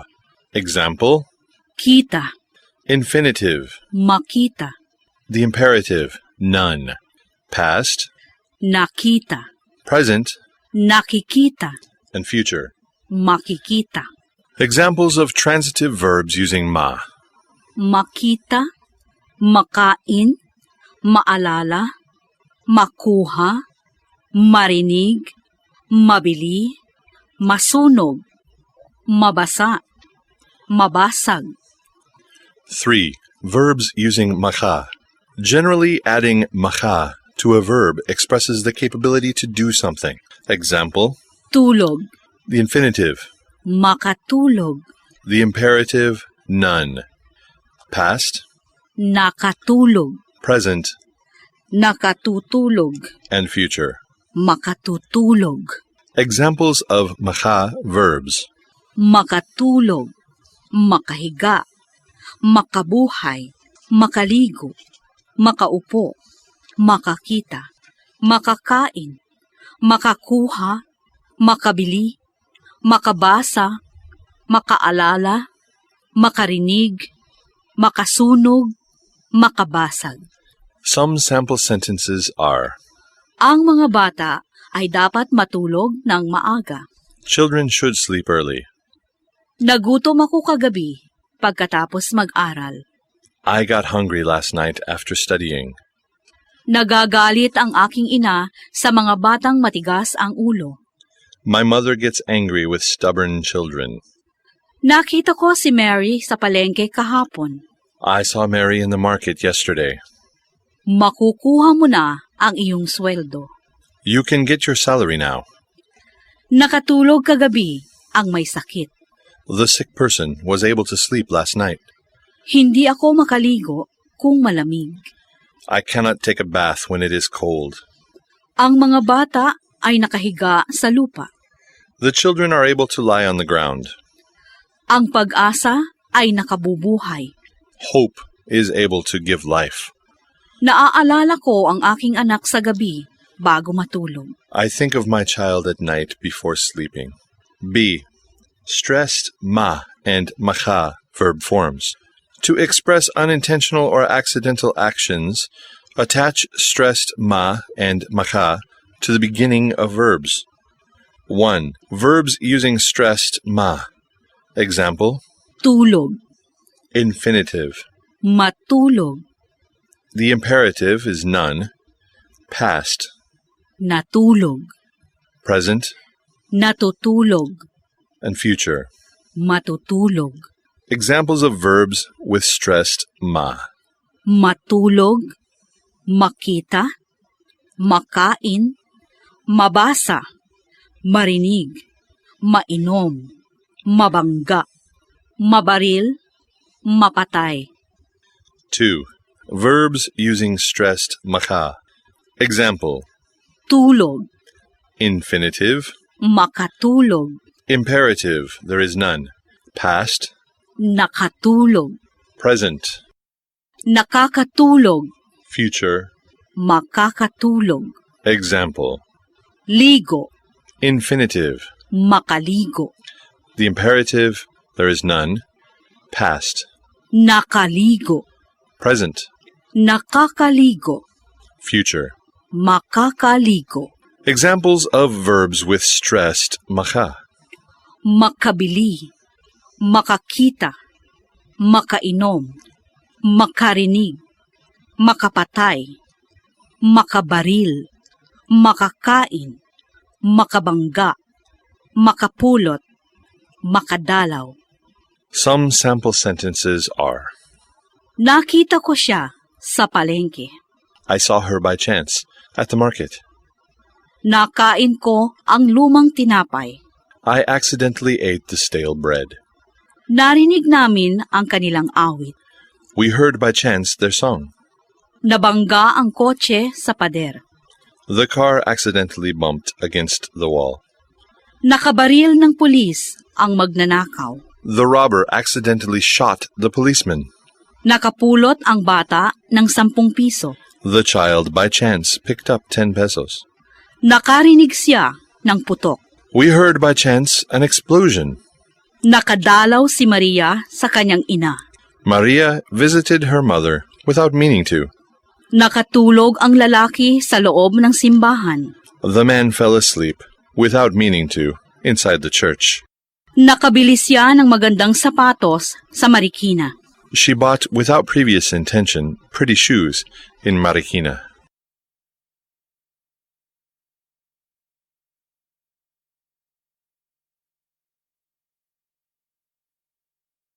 Lesson 19. Maging. To be or to become. When the word maging, which means to be or to become, is placed before a noun or adjective, the phrase expresses the speaker's or the subject's desire to change from one state or condition to another. Maging mabait. To become good or to be good. Maging Pilipino. To become a Filipino or to be a Filipino. Maging masama. To become bad or to be bad. Maging guro. To become a teacher or to be a teacher. Maging abogado. To become a lawyer or to be a lawyer. Maging tahimik. To become quiet or to be quiet. Maging mayaman. To become rich or to be rich. Maging bulag. To become blind or to be blind. Forming phrases with maging. Example: Bait. infinitive, Maging mabait. imperative, Maging mabait. past, Naging mabait. present, Nagiging mabait. and future. Magiging mabait. Following are sample sentences. Ang anak niya ay nagiging mabait na ngayon. Her or his child is becoming good now. Her or his child is better behaved now. Ang aking kaibigan ay magiging mayaman na. My friend will soon get rich. Kailangang maging malusog ang lahat ng mga bata. All children need to be healthy. Nagiging tahimik na ang aming bahay. Our house is becoming quiet now. Naging kapitbahay namin sila. They were once our neighbors. Gusto kong maging guro. I want to become a teacher. Ayaw mo bang maging doktor? Don't you want to become a doctor? Nagiging masama ang panahon. The weather is going bad. The weather is getting worse. Mahirap maging bulag. It is difficult to go blind.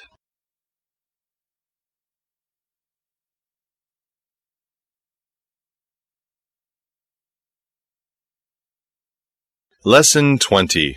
Magkaroon. To have. The word magkaroon, which may be shortened to magka, indicates to have. What the noun expresses and is similar in meaning to may and mayroon. A. Forming phrases and words with magkaroon. To create a magkaroon phrase or form a magka word, the formulas are magkaroon plus article ng plus noun, or magka plus noun. Example: Magkaroon ng pera or magkapera. past, Nagkaroon ng pera. Magkaroon. becomes, Nagkaroon or nagkapera. present, Nagkakaroon ng pera. Magkaroon. becomes, nagkakaroon or nagkakapera.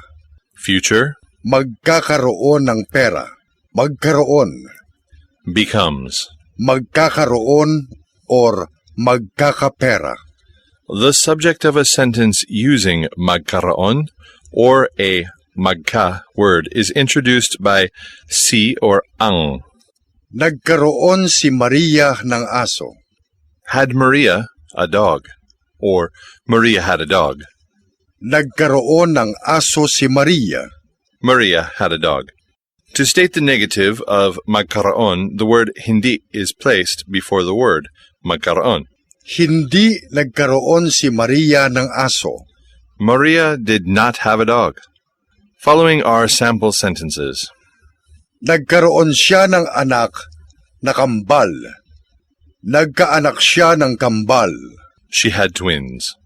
Nagkakaroon ako ng ubo kapag malamig. Nagkakaubo ako kapag malamig. I have a cough when the weather is cold. Magkakaroon kami ng bisita. Magkakabisita kami.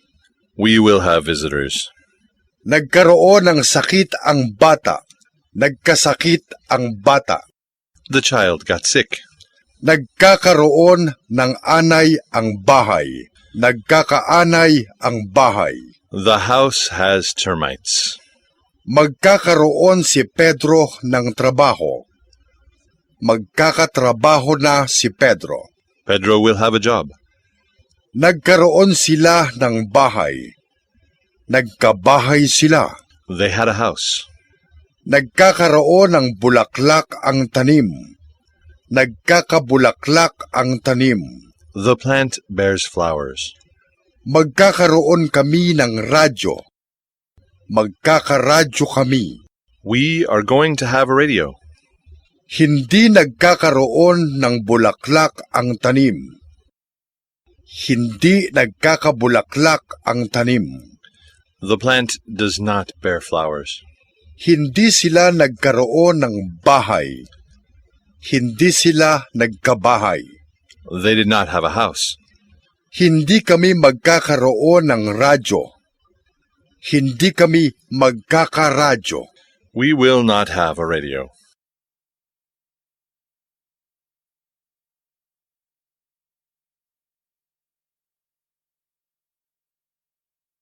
Lesson 21. Expressing thoughts and actions. When expressing their thoughts and actions, Filipinos make use of the words Tila, akala, isip, pumunta. and a multitude of other verbs. 1. To think. Tila, sa akala, sa palagay. The English word to think indicates opinions, ideas, and assumptions. Individually, Tila, sa akala, and sa palagay. have the following definitions. Tila, Means it seems. sa akala or sa palagay. Means to assume or to have an opinion. The phrases are formed this way. Tila, Plus a verb or adjective or nominative pronouns such as sila or ikaw. particle Sa, plus akala, or palagay. plus possessive noun or pronoun.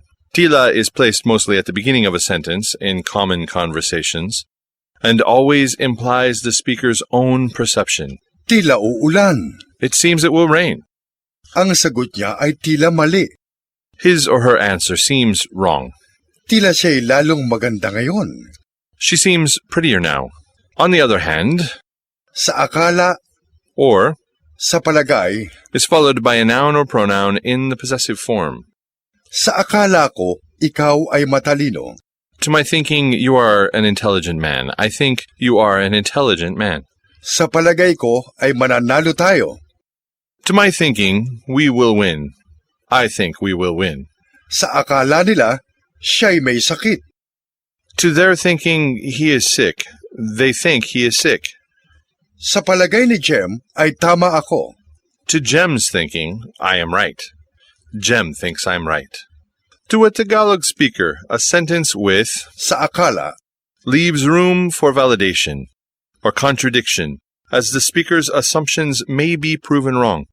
Tagalog speakers may also sometimes omit sa before akala. Replace sa with ang, as well as omit the linking verb I. Such practices result in the following brief sentences. Sa akala ko ay Amerikano siya. To my thinking, he is an American.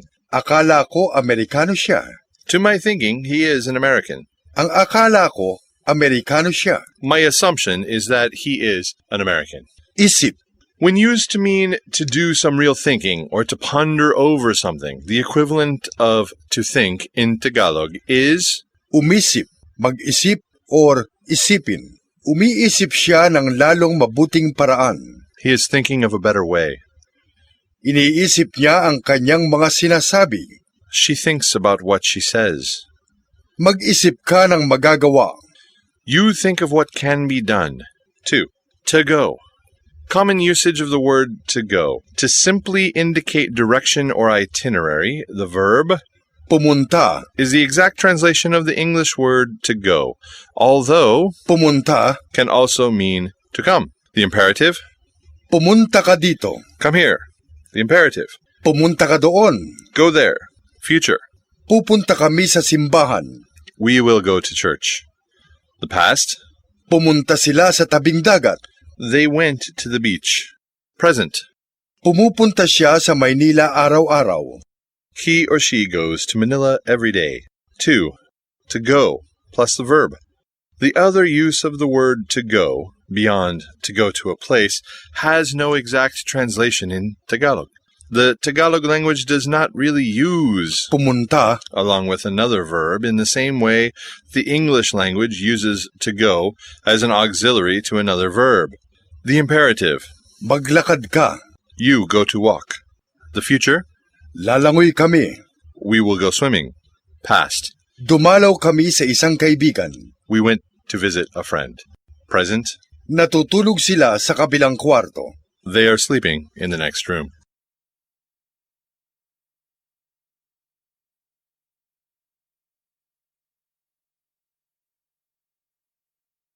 Lesson 22. Expressing emotions.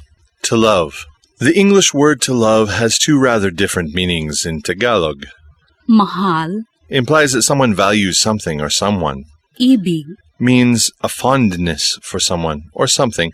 It can also mean affection, desire, purpose, whim, and love.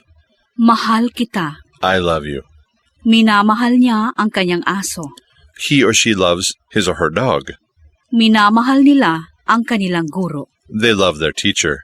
Dapat nating mahalin ang ating bayan. We should love our country. Minamahal ko ang aking mga magulang. I love my parents. Minamahal niya ang kanyang bunso ng higit sa lahat. He or she loves his or her youngest child the most. What is the difference between Mahalin, and? ibigin, The mutual feelings a man and a woman may share are called, pag-iibigan, and they have, pag-ibig, for or love for each other. For the filial love that exists between a parent and a child, between siblings, between friends, or in all other types of relationships, the various forms of the verb mahal, are used instead. The proper, minamahal ko ang aking anak. I love my child. Improper, Iniibig ko ang aking anak. proper, Minamahal nila ang kanilang ama. they love their father. Improper, Iniibig nila ang kanilang ama. to like. The English word to like indicates fondness for someone or for doing certain activities. Its Tagalog equivalent is either Gusto, or, ibig. which may be used interchangeably. Gusto niyang lumangoy. He or she loves to swim. Gusto kong magluto. I love to cook. Gusto ko si Claudette. I love Claudette. Gusto nila sa Tagaytay. They love Tagaytay. Gusto naming lumakad sa ulan. We love to walk in the rain. Gusto kong magbasa bago matulog. I love to read before going to bed. Gusto ni Tom na basahin ang libro. Tom likes to read the book. Gusto, May be duplicated as in gustong gusto. to indicate an intense feeling or desire for something or someone.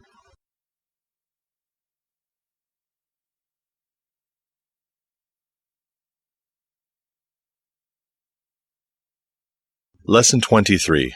Who, which, and that. A ligature connects a noun or pronoun to a verb or vice versa, and results in a phrase that acts as a relative pronoun. The ligatures in the following sentences stand for who, which, and that. Ang batang kumakain or ang kumakaing bata. The child who is eating. Ang bahay na nasunog or ang nasunog na bahay. The house which was burned.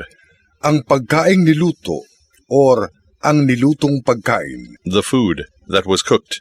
Some sample sentences are: Ang sulat na tinanggap ko ay kanya. The letter that I received was his or hers. Maliit ang sapatos na binili ko. The shoes that I bought were small. Kaming nag-aaral ang inaabala mo. We who are studying are being disturbed by you. Magaganda ang mga babaeng umaawit. The women who are singing are beautiful. Ang lalaking natutulog ay ginigising ng bata. The man who is sleeping is being awakened by the child. Ang mga tinatawag mo ay iyong mga umaalis. The ones that you are calling are those who are leaving.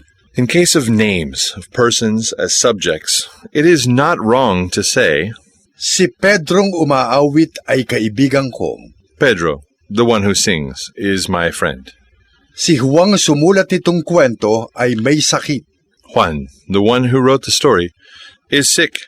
Note, however, that the use of the ligature na after a name of a person is more common. Si Pedro na umaawit ay kaibigan ko. Si Juan na sumulat nito ay may sakit.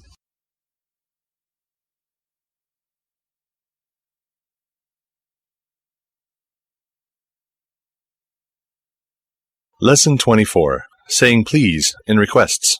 Saying please in Tagalog requires the use of the prefixes Paki, and maki. which, when added to action roots, form derivative verbs that are used for requests. A. Forming Paki, and maki. derivatives. Example, Kuha, the infinitive, makikuha. the imperative, Makikuha, the past, nakikuha. the present, Nakikikuha, and the future. makikikuha. The example, Kuha, infinitive, pakikuha. imperative, Pakikuha, past, pinakikuha. present, Pinakikikuha, and future. pakikikuha. Some sample sentences are: Pakikuha mo ang aking baro. Please get my dress. Pakibasa mo sa akin ang kwento. Please read to me this story. Pakisulat mo ang iyong pangalan. Please write your name. Pakidala mo ang aking sulat sa koreo. Please take my letter to the post office. Makiluto ka ng adobong manok. Please cook the chicken adobo. Makitawag ka ng doktor para sa akin. Please call a doctor for me. Pinakitawag ko ang doktor sa kanya. I requested him or her to call the doctor for me. Makikidala ko ng balutan sa iyo. I shall request you to carry a package for me. Pakikikuha ko sa katulong ang aking sapatos. I shall request the housemaid to get the shoes for me. Pinakikisakay niya ang bata sa aming kotse. She requests us to give the child a ride in our car. Using either Nga or naman, signals a request and softens an order even without the paki, or maki. verbs. Pakikuha mo nga ang aking baro. Please get my dress. Kunin mo nga ang aking baro. Pakikuha mo naman ang aking baro. Kunin mo naman ang aking baro. A way of expressing a request in question form is by using Maaari, followed by ba, with the ligature lang. properly attached. Maaari bang kunin mo ang aking damit? May you get my dress? Maaari bang basahin mo ang kwento? May you read the story? Maaari bang bumili ka ng tsokolate para sa akin? May you buy a chocolate for me? A positive answer to these requests is Opo, maaari. or. Oo, maaari.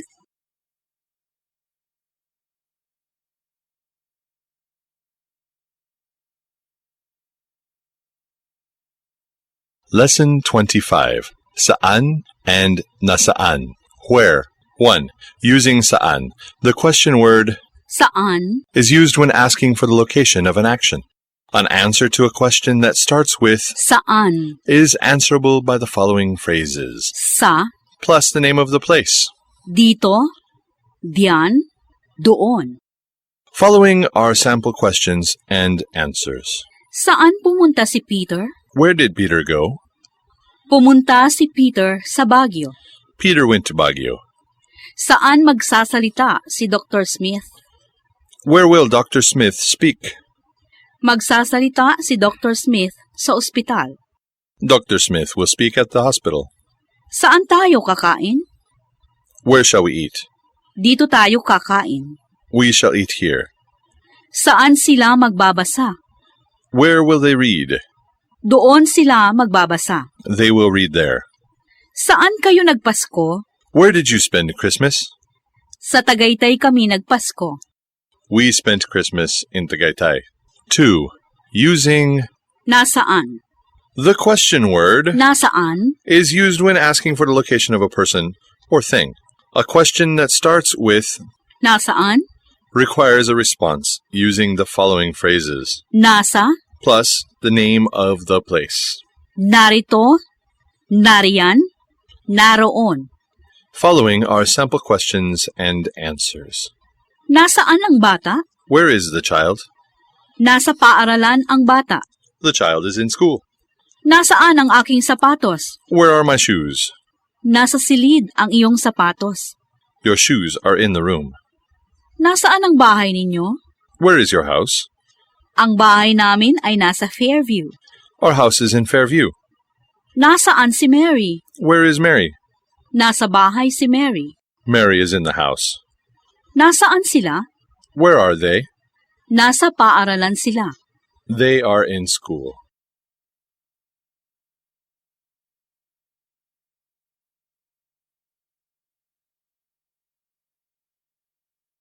Lesson 26. The preposition sa. While there are in, to, from, into, on, for, through, at, and still many other English prepositions, there is only the versatile Tagalog word sa that does most of the jobs of these various English prepositions. The main uses of sa as in, Nag-aaral kami sa silid-aralan. we are studying in the classroom. Aawit siya sa aming palatuntunan. She will sing in our program. 2. As to, Pupunta kami sa Tagaytay bukas. we shall go to Tagaytay tomorrow. Ibibigay ko ito sa kanya. I shall give this to her. 3. As in from, Galing kami sa Baguio. we came from Baguio. Sa nabasa ko, iyan ay hindi totoo. From what I read, that is not true. 4. As in for, Nagbigay ako ng salo-salo para sa aking kaibigan. I gave a party for my friend. Ang damit na ito ay para sa kanya. This dress is for her. 5.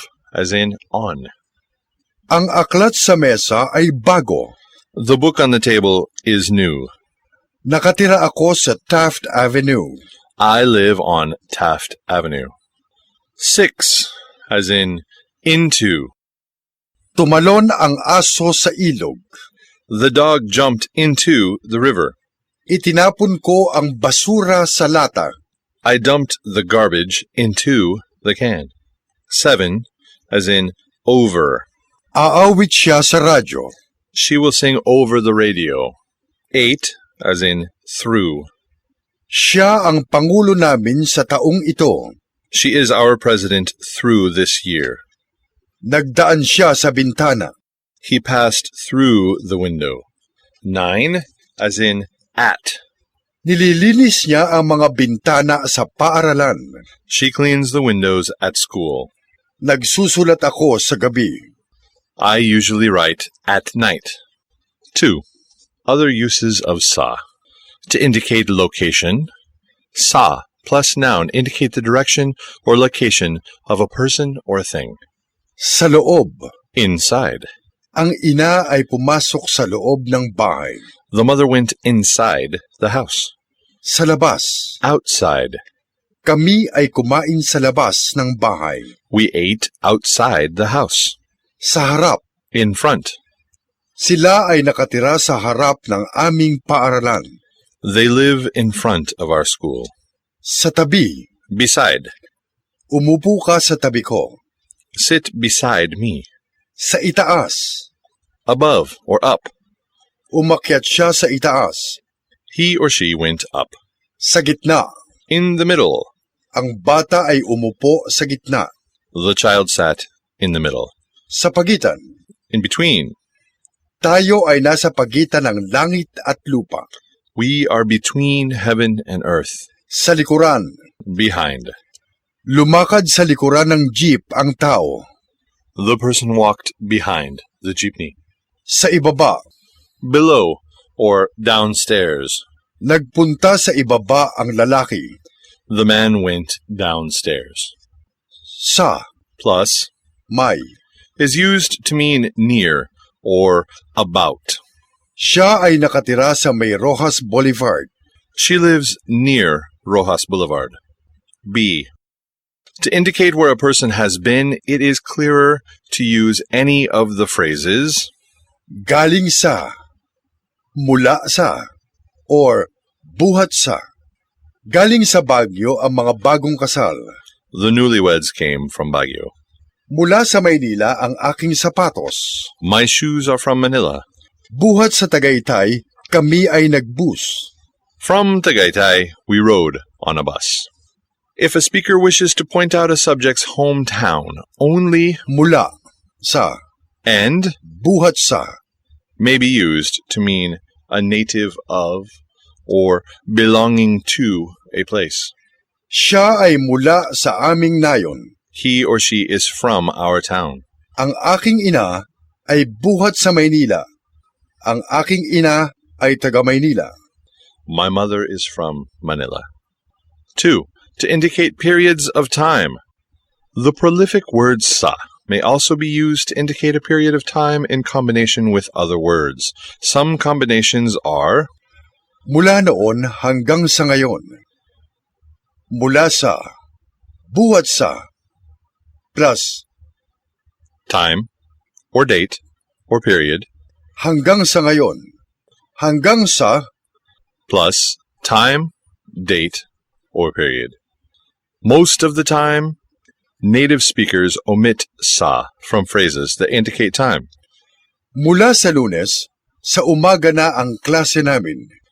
Mula Lunes, umaga na ang klase namin. From Monday, our classes will be in the morning. Buhat sa isang linggo, kami ay magkasama na. From next week, we will be together.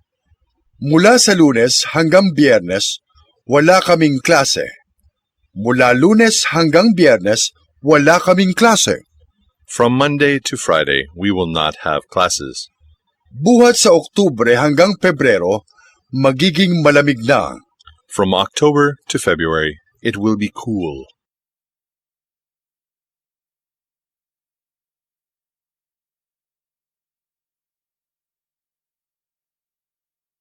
Lesson 27. The prepositions Para sa, and. para kay, An indirect object in a Tagalog sentence is easy to spot as it is introduced by the prepositions para kay, para sa, kay, and. sa. The prepositions Para kay, and para sa, both mean for, while sa, and kay, both mean to. The use of sa, and kay, is not interchangeable. Some sample sentences are bumili siya ng aklat para sa akin. He or she bought a book for me. Bumili siya ng aklat para sa aking ina. He or she bought a book for my mother. Sumulat ako ng kwento para sa mga bata. I wrote a story for the children. Bumili siya ng aklat para kay Mary. He or she bought a book for Mary. Magbayad kayo ng utang sa kanya. Pay your debt to him. Bumasa siya sa akin ng isang kwento. He or she read to me a story. Binasa niya ang pahayagan sa kanyang ama. He or she read the newspaper to his father. Dinala ko ang aklat sa guro. I brought the book to the teacher. Sumulat siya kay Bob kahapon. He wrote to Bob yesterday. A Tagalog sentence with an indirect object need not have a verb. In many cases, the action is implied. Ito ay regalo ko para sa'yo. Regalo ko ito para sa'yo. This is my gift for you. Iyan ay para sa kanila. Para sa kanila iyan. That is for them. Ito ay regalo ko kay Helen. Regalo ko ito kay Helen. This is my gift to Helen. When an indirect object is plural, Para kina, is used instead of, para kay, there are no changes in sentences with para sa, or, sa, as pronouns have plural forms. magbayad kayo kina Ginoo at Ginang Smith. You pay to Mr. and Mrs. Smith. Bumasa siya kina Peter at Johnny. He read to Peter and Johnny. In an informal situation, the following are acceptable. Magbayad ka sa kina Ginoo at Ginang Smith. Magbayad ka kina Ginoo at Ginang Smith. You pay to Mr. and Mrs. Smith. Bumasa siya kina Peter at Johnny. Bumasa siya kina Peter at Johnny. He read to Peter and Johnny.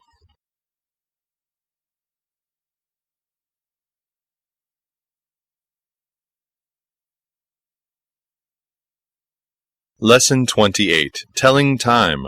The following vocabulary words and phrases are fundamental in telling time. Umaga, hapon, hating gabi, kalahati, beses, hanggang, sandali, tanghali, gabi, oras, minuto, ilang beses, madaling araw. Mula sa umaga hanggang gabi, From morning until evening. mula noong Enero hanggang ngayon. From last January until now. To express time in Tagalog, the prefix Ika, is placed before cardinal numbers. The Spanish equivalent of time in Tagalog orthography is still widely used. 1 a.m. unang oras ng umaga, Alauna ng umaga. 2 a.m. ikalawa ng umaga, Alas 2 ng umaga. 3 a.m. ikatlo ng umaga, Alas 3 ng umaga. 4 a.m. ikaapat ng umaga, Alas 4 ng umaga. 5 a.m. ikalima ng umaga, Alas 5 ng umaga. 6 a.m. ika-anim ng umaga, Alas 6 ng umaga. 7 a.m. ikapito ng umaga, Alas 7 ng umaga. 8 a.m. ikawalo ng umaga, Alas 8 ng umaga. 9 a.m. ikasyam ng umaga, Alas 9 ng umaga. 10 a.m. ikasampu ng umaga, Alas 10 ng umaga. 11 a.m. ikalabing-isa ng umaga, Alas 11 ng umaga. 12 noon. ikalabindalawa ng tanghali, Alas 12 ng tanghali. 1 p.m. unang oras ng hapon, Alauna ng hapon. 2 p.m. ikalawa ng hapon, Alas 2 ng hapon. 3:30 p.m. ikatlo at kalahati ng hapon, Alas 3:30 ng hapon. 4 p.m. ikaapat ng hapon, Alas 4 ng hapon. 5, ng hapon, Alas 5:15 ng hapon. 6:40 p.m. ika-anim at 40 minuto ng gabi, Alas 6:40 ng gabi. 7 p.m. ikapito ng gabi, Alas 7 ng gabi. 8 p.m. ikawalo ng gabi, Alas 8 ng gabi. 9:10 p.m. ikasyam at 10 minuto ng gabi, Alas 9:10 ng gabi. 10 p.m. ikasampu ng gabi, Alas 10 ng gabi. 11 p.m. ikalabing-isa ng gabi, Alas 11 ng gabi. 12 midnight. ikalabindalawa ng hating gabi, Alas 12 ng hating gabi. The shortened forms of time most common in writing are NU, ng umaga, NH, ng hapon, NT, ng tanghali, NG. ng gabi. Kailan? Questions are used to ask what time an act happened, happens, or will happen, or what time someone did, does, or will do something. Such questions, starting with Kailan? may be answered by using any of the phrases below. Present, Ngayon. Ngayong araw. Ngayong umaga. past, Kanina. Kahapon. Kagabi. Kamakalawa. Noong araw. Noong unang panahon. Noong linggo. Noong Martes.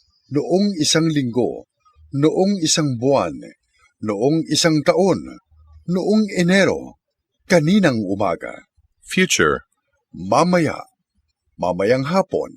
Mamayang gabi. Bukas. Sa makalawa. Sa linggo. Sa Martes. Sa isang linggo. Sa isang buwan. Sa isang taon. Sa Enero. Sa susunod na Lunes. Sa susunod na buwan. some sample sentences are, Anong oras na? what time is it? Ngayon ay ika-4 ng hapon. It is 4 p.m. Anong araw at oras ka ba aalis? What day and time are you leaving? Aalis ka ba mamaya? Will you leave later, within the day? Oo. Mamayang ika-5 ng hapon. Yes, later at 5 in the afternoon. Pupunta kami sa kapilya bukas sa ika-7 ng umaga. We will go to the chapel tomorrow at 7 in the morning. Dadalaw kami sa aming kaibigan sa ika-5 ng hapon. We shall visit our friend at 5 in the afternoon. Ang mga bata ay aawit sa luneta bukas ng hapon. The children will sing at the luneta tomorrow afternoon. Tutugtog ang banda sa gabi. The band will play in the evening. Sa isang linggo, kami ay pupunta sa Tagaytay. Next week we shall go to Tagaytay. Noong isang buwan, pumunta kami sa Baguio. Last month we went to Baguio.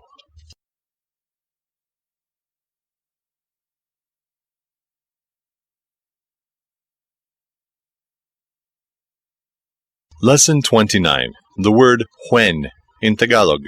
The word when translates to many Tagalog words as Kailan? when used in a question. Kailan ka aalis? When will you leave? Kailan ka dumating? When did you arrive? As Nang, or noon, to indicate an action that occurred in the indefinite past. nang, noong ako'y maliit, ako'y may aso. When I was small, I had a dog. Nakita ko siya nang, noong ako ay nasa Estados Unidos. I saw him when I was in the United States. As Kung, or kapag, to indicate an action that is happening in the present or will still happen in the future. kung aalis ka, sasama ako sa'yo. When you leave, I shall go with you. Or if you leave, I shall go with you. Naghihilik siya kapag natutulog. He snores when he is sleeping. Magtatampo ako pag aalis ka. I will be displeased if you leave. Kung, May also be paired with question words to create phrases that start with as to. kung sino. Ewan ko kung sino siya. I do not know who he or she is. Kung ano. Sabihin mo kung ano ang iyong gusto. Say what you like. Kung saan. Pupunta tayo kung saan mo gusto. We shall go to where you like. Kung alin. Hindi ko alam kung alin ang pipiliin ko. I do not know which to choose. Kung kailan. Alam mo ba kung kailan siya babalik? Do you know when he will return? Kung paano. Hindi ko alam kung paano magsayaw ng tinikling. I do not know how to dance the tinikling. Kung kanino. Sasabihin ko kung kanino yon. I shall tell to whom that belongs.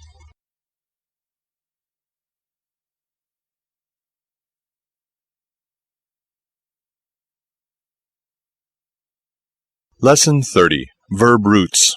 A verb root is the basic form of a verb. When an affix is added, the root takes on different tenses or becomes an adjective. Aral, Mag-aral. sabi, Sabihin. alam, Malaman. kilala, Makilala. dala, Dalhin. tanong, Tanungin. sagot, Sagutin. laki, Lumaki. ibig, Ibigin. galing, Manggaling. ayaw, Umayaw. Or ayawan. lakad, Lumakad. When preceded by the article ang or ang mga, the verb root becomes a noun. Ang aral niya ay mabagal. His or her study is slow. Ang sagot ko ay tama. My answer is right. Ang sabi niya ang mas matimbang sa sinabi mo. His or her statement has more weight than yours. Ang alam ko lamang ay ang pangalan niya.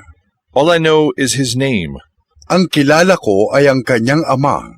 I know his father. Ang ayaw ng guro ay tamad na estudyante. What is disliked by the teacher is a lazy student. Ang dala ni Peter ay bola ng kanyang kuya. Peter is carrying his brother's ball. Ang tanong ng bata ay mahirap sagutin. The question of the child is difficult to answer. Ang laki ng bahay ko ay katamtaman lamang.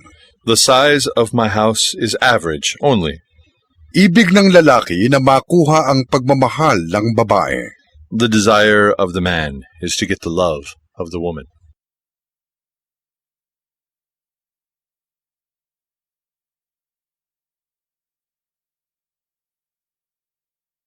Lesson 31. Forming nouns. In the Tagalog language, a verb or an adjective is turned into a noun simply by placing the articles ang or nang or the preposition sa before the verb or adjective.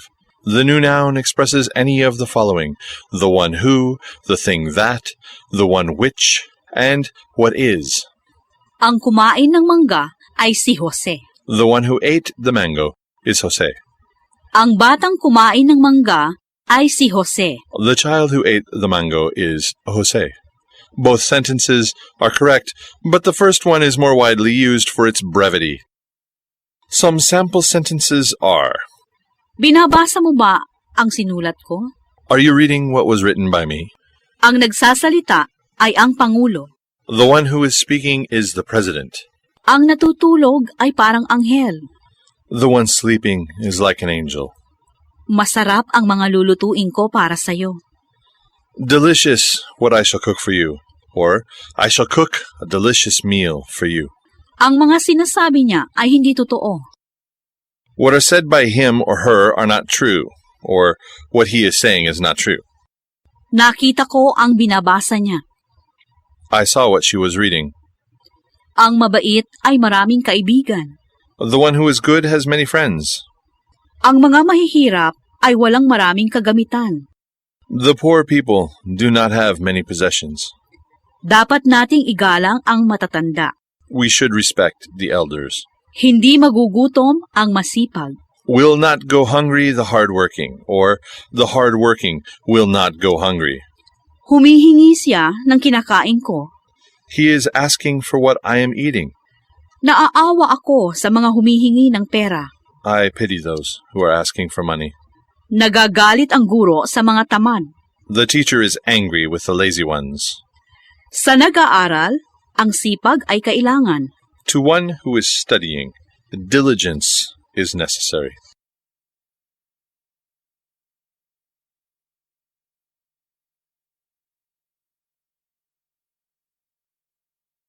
Lesson 32. E-verb forms. Generally, the meaning of the e-verb is to do something for another person. The e-verb is also the passive form of a mag verb and seldom of an verb. Forming e-verb forms. For verb roots beginning with consonants, the prefix e or its variant, Ipag. is attached to all forms and tenses. The infix in is attached to past and present tenses. Example: Sulat. infinitive, Isulat. imperative, Isulat. past, Isinulat. present, Isinusulat. future. Isusulat. Example: Sama. infinitive, Isama. imperative, Isama. past, Isinama. present, Isinasama. future. isasama, Example: sulat, infinitive, ipagsulat, imperative, ipagsulat, past, ipinagsulat, present, ipinagsusulat, and future. ipagsusulat. For verb roots beginning with vowels and the consonants H, L, Y, and W, the prefix E is attached to all forms and tenses, and the infix in becomes infix ni in both past and present tenses. Example: Hanap, infinitive, ihanap, imperative, ihanap, past, inihanap, present, inihahanap, future. ihahanap. Example: Luto, infinitive, iluto, imperative, iluto, past, iniluto, present, iniluluto, and future. iluluto. Sentence patterns for e-verbs. An e-verb is used only when an active or mag verb has a direct object in a sentence. First sentence pattern. When the e-verb has an active form in the indirect object introduced by the prepositions Sa, para sa, kay, and para kay. becomes the subject. Bumili ng isda ang babae para sa kanyang ina. Ibinili ng babae ng isda ang kanyang ina. The woman bought fish for her mother. Bumasa ng aklat ang guro para kay Joe. Ibinasa ng guro ng aklat si Joe. The teacher read a book for Joe. Second sentence patterns. When the e-verb has its active form in mag or in its variant form nag in the past tense, the direct object becomes the subject. Nagluto siya ng pagkain para sa anak. Iniluto niya ang pagkain para sa anak. She or he cooked the food for her or his child. Nag-ayos ng silid si Benjamin. Inayos ni Benjamin ang silid. Benjamin arranged the room. Third sentence patterns. When the and mag verbs have similar meanings, the e-verb follows the first sentence pattern. Bumasa ng aklat ang guro para sa bata. Nagbasa ng aklat ang guro para sa bata. Ibinasa ng aklat ng guro ang bata. The teacher read the book to the child. Examples of e-verbs. Ihanap, ibili, ibasa, ihiram, isulat, iluto, ituro, ihulog, itapon, ibigay, iwala, idagdag, ibalita, ilagay, ibilad. Some sample sentences are: Ihahanap ko siya ng bagong aklat. I shall look for a new book for him or her. Iluto mo ang isda ngayong gabi. You cook the fish tonight. Ibigay mo sa akin ang pahayagan. Give me the paper. Iniwala ni Peter ang aking bola. Was lost by Peter my ball, or Peter lost my ball. Ihuhulog ko ang sulat sa koreo. I will drop the letter at the post office. Itinuturo niya sa amin ang wikang Tagalog. He or she is teaching us the Tagalog language. Ibinili ako ng baro ng aking ina. Bought for me a dress by my mother. My mother bought for me a dress. Ibibilad ko ang sapatos. Will put under the sun by me the shoes, or I shall put the shoes under the sun. Itatanim ng aming katulong ang saging. Will be planted by our helper the banana tree, or our helper will plant the banana tree. Itinapon niya ang lumang tinapay. Thrown away by him or her the stale bread. He threw away the stale bread. There are some non-existent words in the Tagalog vocabulary which are e-derivatives. Balitain, From, balita. but there is, Ibalita, hulugin, from, hulog, but there is, ihulog. Tanimin, from, tanim, but there is, itanim. Punasin, from, punas, but there is, ipunas. Turuin, from, turo, but there is, ituro. Tapunin, from, tapon, but there is, itapon. Walain, from, Wala. but there is. Iwala. Balikin. From, Balik. but there is. Ibalik. Bukasin. From, Bukas. but there is. Ibukas. Sarahin. From, Sara. but there is. Isara. Thus, the past forms of the verbs above are Ibinalita. and not, Binalita. Inihulog. and not, Hinulog. Itinanim. and not, Tinanim. Ipinunas. and not, Pinunas. Ituro. and not, Tinuro. Itinapon. and not, Tinapon. Iniwala. and not, Niwala. Ibinalik. and not, Binalik. Ibinukas. and not, Binukas. Isinara. and not. Sinara.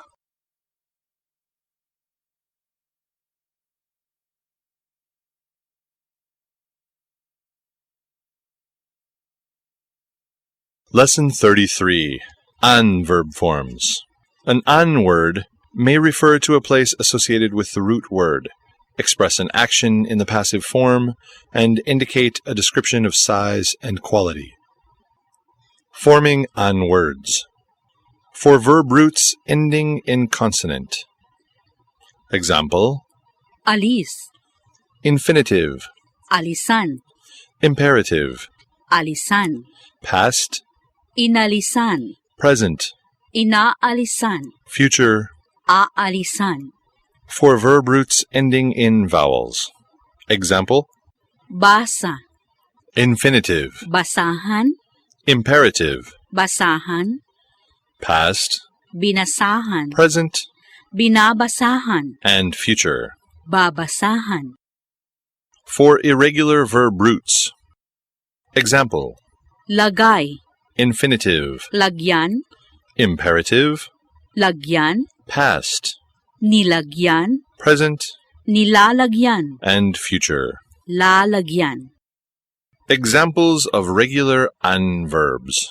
Bawasan, butasan, bantayan, halikan, damitan, bayaran, sabugan, abutan, alagaan, anyayahan, ayawan, upahan, sulatan, bihisan, samahan, hugasan. Examples of irregular an verbs. In forming the derivatives of irregular an verbs, the second vowel of the root word is dropped. Labhan, lagyan, sundan, lakhan, bigyan, tamnan, takpan, hingan, asnan, tirhan, tingnan, higan, sakyan, saktan, buksan, tawanan, kunan, dalhan, bilhan, hipan. Sentence patterns for an verbs. To change or mag sentences into an sentences, do the following. Without a direct object. For an or mag sentence without a direct object, the indirect object becomes the subject in the an sentence. Sumulat ang bata sa aklat. Sinulatan ng bata ang aklat. The child wrote on the book. Magbasa ka sakin. Basahan mo ako. You read to me. With a direct object. The object shall be preceded by the possessive article nang in the an sentence.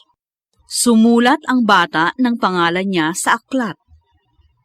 Sinulatan ng bata ng pangalan niya ang aklat. The child wrote his name on the book. Magbasa ka ng kwento sa akin. Basahan mo ako ng kwento. You read to me a story. Without in verbs. When an or mag verb has no in form, the direct object becomes the subject in the an sentence. Magbukas ka ng pinto. Buksan mo ang pinto. Open the door. Some sample sentences are, Lagyan mo ng alak ang baso. fill the glass with wine. Sundan ninyo ang itinuturo ko. Follow what I am teaching. Pakinggan ninyo ako. Listen to me. Buksan mo ang bintana. Open the window. Susulatan ko ang aking ina. I will write to my mother. Bayaran mo ang iyong utang sa akin. Pay your debt to me. Inalisan ng babae ng pagkain ang anak. Removed by the woman the food from her child, or the woman removed the food from her child. Hinalikan ng bata ang kamay ng kanyang lola. Was kissed by the child the hand of her grandmother, or the child kissed the hand of her grandmother. Babasahan ko ng magandang kwento ang aking ama. Will be read by me a nice story for my father. Or I will read a nice story to my father. Nilabhan ng katulong ko ang aming damit. Were washed by my helper our clothes, or my helper washed our clothes.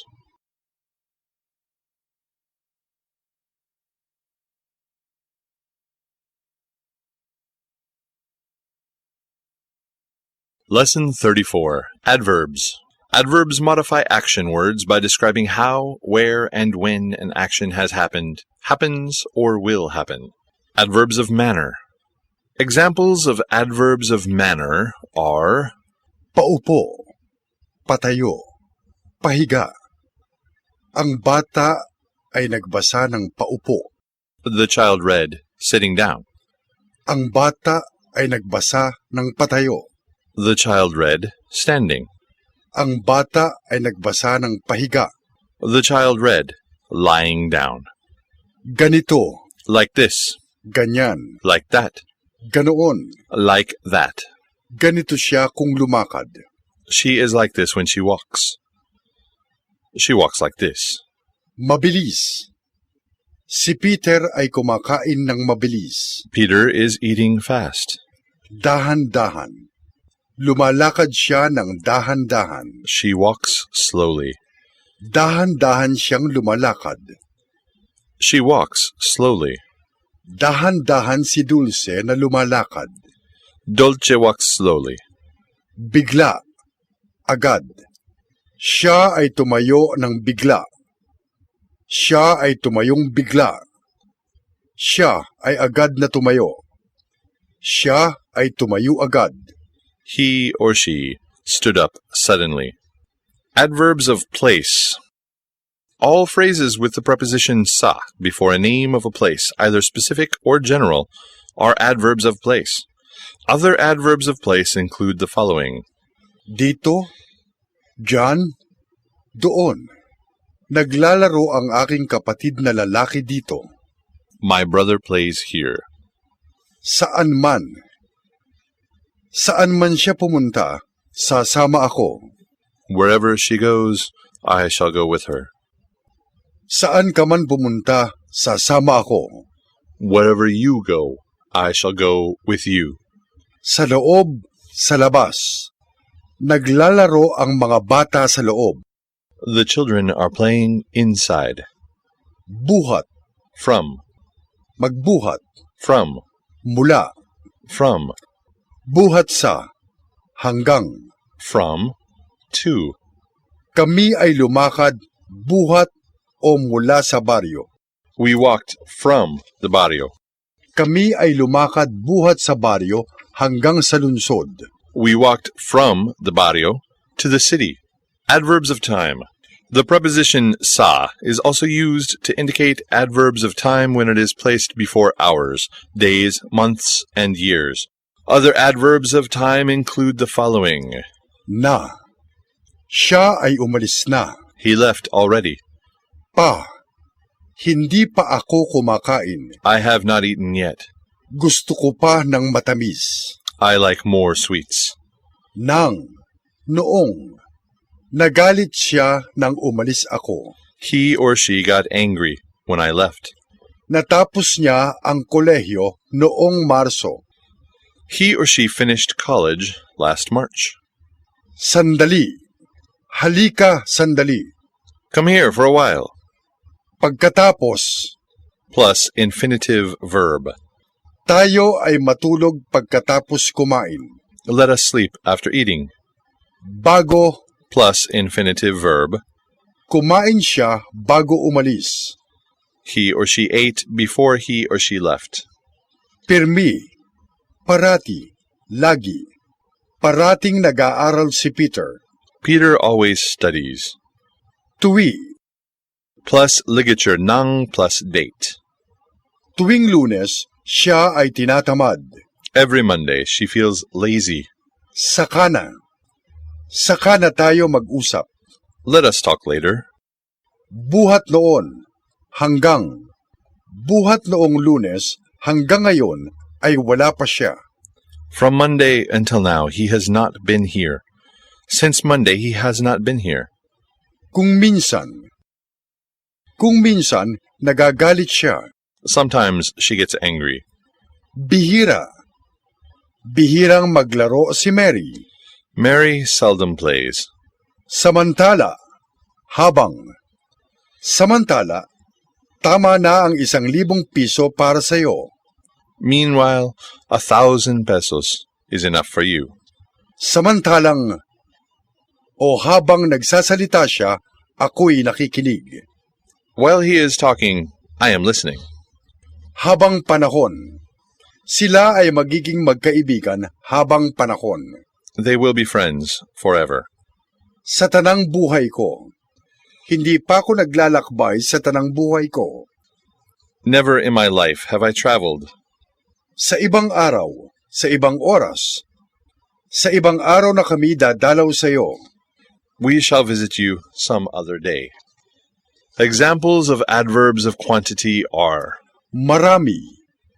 Maraming kinain si Tom. Malakas kumain si Tom. Tom eats much. Kaunti or konti. Kaunti lamang ang sinabi niya. He just said a little.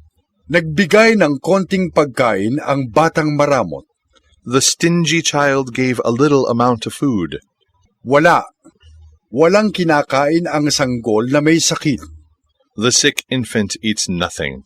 Wala akong gusto. I like nothing.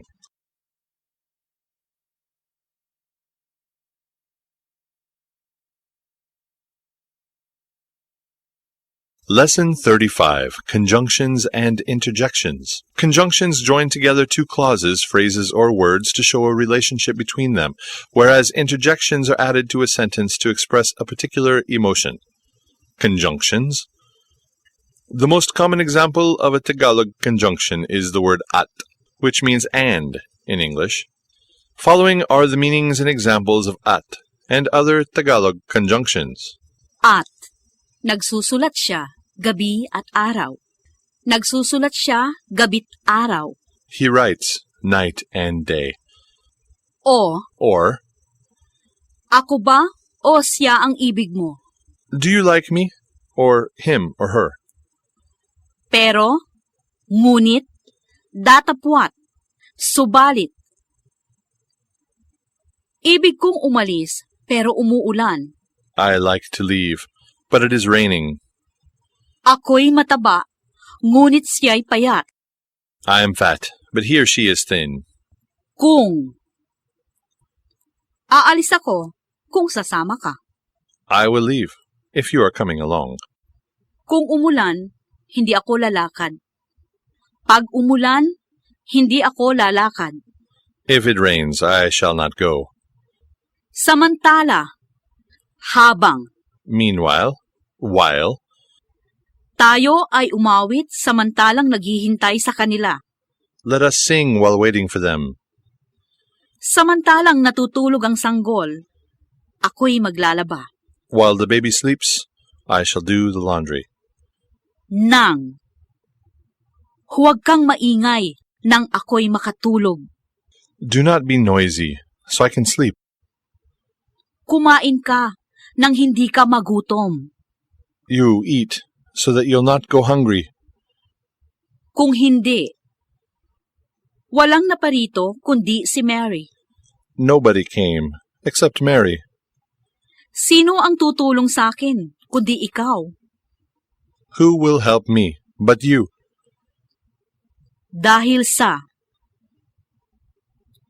Dahil sa'yo, ako ay dadalo sa pagdiriwang. Because of you, I shall attend the celebration. Umiyak siya dahil sa akin. He cried because of me. Sapagkat, mangyari. Bakit ka ba malungkot? Why are you sad? Mangyari ako'y may sakit. Because I'm sick. Sapagkat ako'y may sakit. Sa makatuwid. Hindi ka mabait. Sa makatuwid, ayoko sa'yo. You are not nice, therefore I do not like you. Sa makatuwid, ayaw mong mag-aral. Therefore you do not like to study. Kung ano, siya rin. Kung ano ang ama, ay siya ring anak. Like father, like son. Kung ano ang puno, ay siya ring bunga. As the tree is, so is the fruit. At sa wakas, pagpalain kayo ng Diyos. Finally, may God bless you. Interjections. Emotions are expressed in Tagalog sentences by using an interjection, such as naku, followed by an exclamation mark. Some common examples of Tagalog interjections, including naku, are the following. Ay, Expresses despair. ay, ang hirap ng buhay. What a hard life. Aba, Expresses surprise. aba, kailan ka dumating? When did you arrive? Aray, Expresses pain. aray, masakit ang ulo ko. My head is aching. Naku, Expresses surprise. naku, ang ganda ng bahay mo. Your house is beautiful. Expresses disbelief. Naku, totoo ba? Is it true?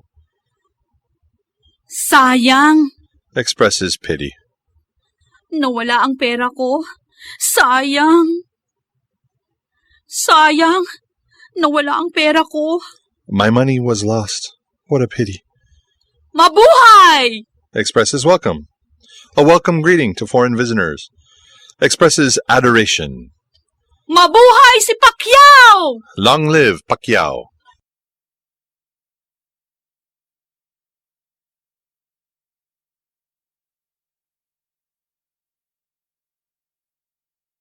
Lesson 36. Magpa and pa plus in-verb forms. Magpa and pa plus in-verbs suggest that someone is giving orders to have something done to another, forming magpa and pa plus in derivatives.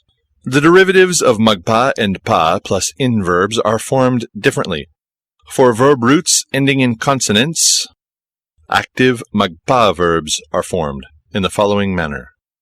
Example: Kain, infinitive, magpakain, imperative, magpakain, past, nagpakain, present, nagpapakain, future, magpapakain, verbal noun. pagpapakain, Passive pa plus in verbs are formed in the following manner. Example: kain, infinitive, pakainin, imperative, pakainin, past, pinakain, present, pinakakain, future, pakakainin, verbal noun. pagpapakain, For verb roots ending in vowels, active magpa verbs are formed this way.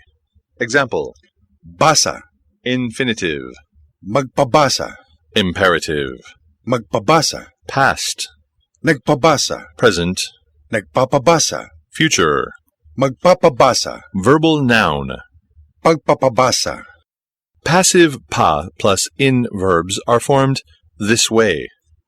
Example: basa, infinitive, pabasahin, imperative, pabasahin, past, pinabasa, present, pinababasa, future, pababasahin, verbal noun.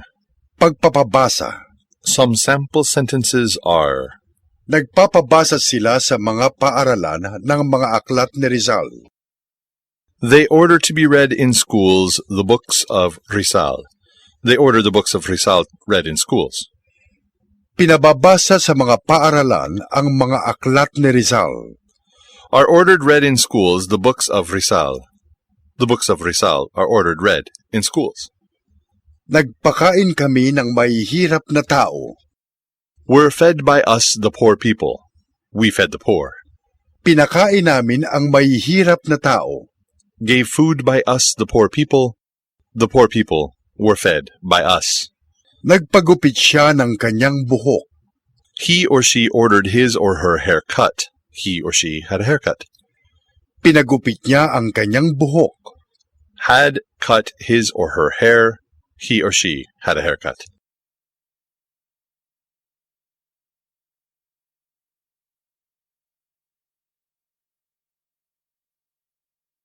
Lesson 37. Expressing disagreement, agreement, or doubt. To convey differences or similarity in opinions using the Tagalog language, one must learn how to use the following words. Observe that most of these words can stand alone as a response or expression. Expressing disagreement. Hindi. Shortened to Di. the word Hindi. is the most common negative answer to a question except one that starts with May. or. Mayroon. The following questions, though, may be answered by Hindi. Aalis ba tayo? Are we leaving? Hindi tayo aalis. No, we are not leaving. Ikaw ba si Jane? Are you Jane? Hindi. Ako si Barbara. No, I'm Barbara. To express the negative or take on a meaning contrary to the original definition, place Hindi. before the word or affix the prefix Di. or. Di. Ang bata ay hindi mabait. Ang bata ay di mabait. Ang bata ay di mabait. The child is not good. Huwag. Do not. Not to. Not. The word means don't or stop. Gusto mong paluin kita? Do you want me to beat you? Huwag. Don't. Huwag. May either stand alone as a negative response or be part of a sentence. Huwag kang umalis. Don't leave. Huwag kayong bumasa sa dilim. Don't read in the dark. Huwag tayong matulog. Let us not sleep. Huwag kang magpaulan. Don't get caught in the rain. Huwag mong kanin yan. Don't eat that. Huwag mong basahin ang sulat ko kay ate. Don't read my letter to Ate. Huwag natin ibili ng candy si June. Let us not buy candy for June. Huwag. Also goes with the infinitive form or the future tense of a verb in a sentence that expresses a command or request. Huwag kang maligo ngayon. Do not take a bath now. Huwag mong babasahan ang bata bukas. Do not read to the child tomorrow. Huwag kayong makikain ng madalas. Don't eat often. Huwag tayong makikigaya sa kanila. Let us not imitate them. Ayaw. To dislike. Do not like. Ayaw. Is the opposite of the pseudo-verb Gusto. or Ibig. and may either be active as in Umayaw. or passive as in Ayawan. Ayokong kumain. I don't like to eat. Ayaw siyang magsalita. He does not like to talk. Ayaw silang lumakad. They do not like to go. Ayaw ba kayong magpasyal? Don't you like to take a walk? Ayaw kong kumain. I don't like to eat. Ayaw niyang magsalita. He does not like to talk. Ayaw nilang lumakad. They do not like to go. Ayaw ba ninyong magpasyal? Don't you like to take a walk? Expressing agreement. Oo. The words reflect the speaker's good manners and his respect to the one spoken to. Reserve Oo. as a response to people within one's age and status. Siya nga. That is right. That is true. Siya nga. Is an idiomatic expression. Use Siya nga.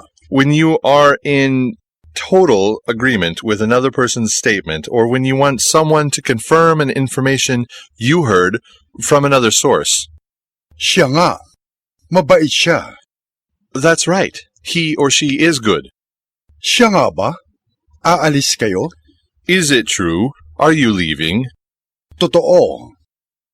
As a one-word affirmative response, Totoo. confirms an information. It may be the answer to either a Totoo. or Siya nga. question and may even take the place of Oo. in some instances. Totoo. Hindi na siya babalik. Truly, he or she is not coming back anymore. Totoong totoo. It is very true. Totoo ba ang balita? Totoo. Is the news true? True. Talaga. Use Talaga. to emphasize the nature of the subject as expressed by an adjective or to affirm the truth in a sentence. Mabuting tao talaga si Ginoong Santos. Mr. Santos is a really good man. Talagang mabuting tao si Ginoong Santos. Talaga. Papunta kami sa Estados Unidos. Yes, indeed, we are going to the United States. Expressing doubt. The following words express doubt, Marahil. Marahil. which is also a one-word response, is placed either at the beginning of the sentence or near the subject, even at the end of the sentence. Marahil siya ay darating bukas. Maybe he is arriving tomorrow. Si Pepe na marahil ang pinakamaswerteng tao sa buong mundo. Ang pinakamaswerteng tao sa buong mundo ay si Pepe na marahil. Pepe may be the luckiest person in the whole world. Tila. A Tila. sentence expresses a speaker's view of things. Tila uulan ngayon. It seems it will rain today. Siguro. The meaning of Siguro. depends on the response to the question being asked. For example, there may be 3 responses to the question, Siguro ka? are you sure? Oo, siguro ako. Yes, I am sure. Hindi ako siguro. I'm not sure. Siguro. Maybe. Siguro. Maybe a one-word response and may be placed anywhere in the sentence. Siguro darating siya bukas. Darating siya bukas siguro. Maybe he is arriving tomorrow. Baka. Might be. There is not much difference in the use of Marahil. Siguro. as maybe and Baka. when expressing doubt. However, Baka. is the most widely used term because it is the shortest, most contemporary, and the most pleasant among the 3. Baka ka magkasakit. You might get sick. Baka ikaw ang mauna. You might be first. Maaari. It can be, or possible, Maaari. gives a blanket of doubt over a word. However, Maaari. on its own as a standalone response means it is possible. Maaring totoo na siya ay mag-aasawa na. It could be true that he or she is getting married. Maaring mali ang hinala natin. Our suspicions could be wrong.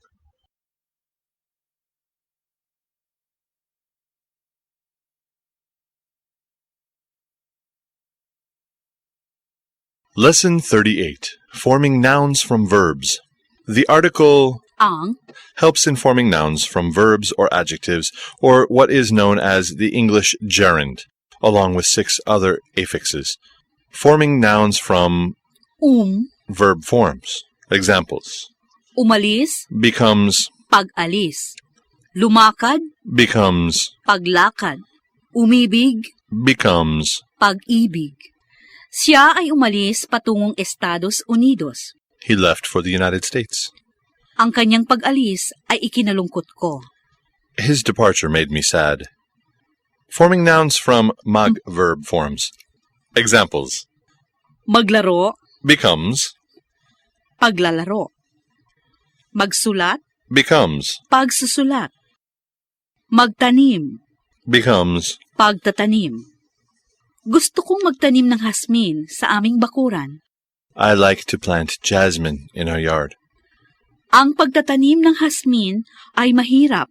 Planting jasmine is difficult. Forming nouns from in verb forms. Examples. Basahin, Becomes, pagbasa. Tawagin, becomes, pagtawag. Lutuin, becomes. pagluto. Binasa ko ang buhay ni Rizal. I read the life of Rizal. Ang pagbasa ko ng buhay ni Rizal ay hindi nila gusto. They did not approve of my reading the life of Rizal. Forming nouns from Paki, verb forms. Examples: Pakihiram, becomes, pakikihiram. Pakialis, becomes, pakikialis. Pakisulat, becomes. pakikisulat. Pinakisulat ko ang aking takdang aralin sa kanya. I requested her to write my homework for me. Ang pakikisulat ko ng takdang aralin sa kanya ay di mabuti. My request that she write my homework is not good. Forming nouns from ma verb forms. Use Pag, plus root for actions and pagka. plus the root for feelings. Examples: Matulog, becomes, pagtulog. Maligo, becomes, pagligo. Magutom, becomes, pagkagutom. Magalit, becomes. pagkagalit. Madalas ang kanyang pagligo. His bathing is too often. Natakot ako sa kanyang pagkagalit. I was afraid of his being angry. Forming nouns from an verbs. Examples: Alisan, becomes, pag-aalis. Tawanan, becomes, pagtatawa. Hugasan, becomes. paghuhugas. Hugasan mo ang mga pinggan. Wash the dishes. Ang paghuhugas ng pinggan ay mahirap na trabaho. Washing dishes is a tough job.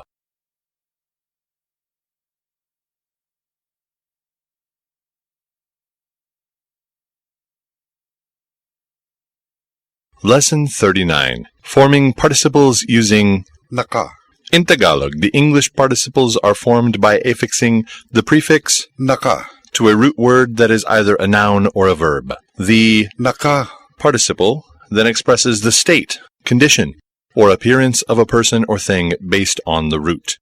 Some sample sentences are: ang bata ay nakaupo sa mataas na silya. the child is seated on a high chair. Nakatayo sa tabi ng pinto ang aking ina. My mother is standing by the door. Ang lalaking nakahiga ay tamad. The man lying down is lazy. Bulag ang taong nakasalaming yon. That man with eyeglasses is blind. Kailangang nakasapatos ang bata sa paglalaro. Children need to be in shoes when playing. Sila ay nakakotse nang dumating. They were in a car when they arrived. Nakatulala si Miriam nang dumating ako. Miriam is in shock when I arrived. Pwede ka sumama, pero dapat nakamaong ka. You may come along, but you should be in jeans.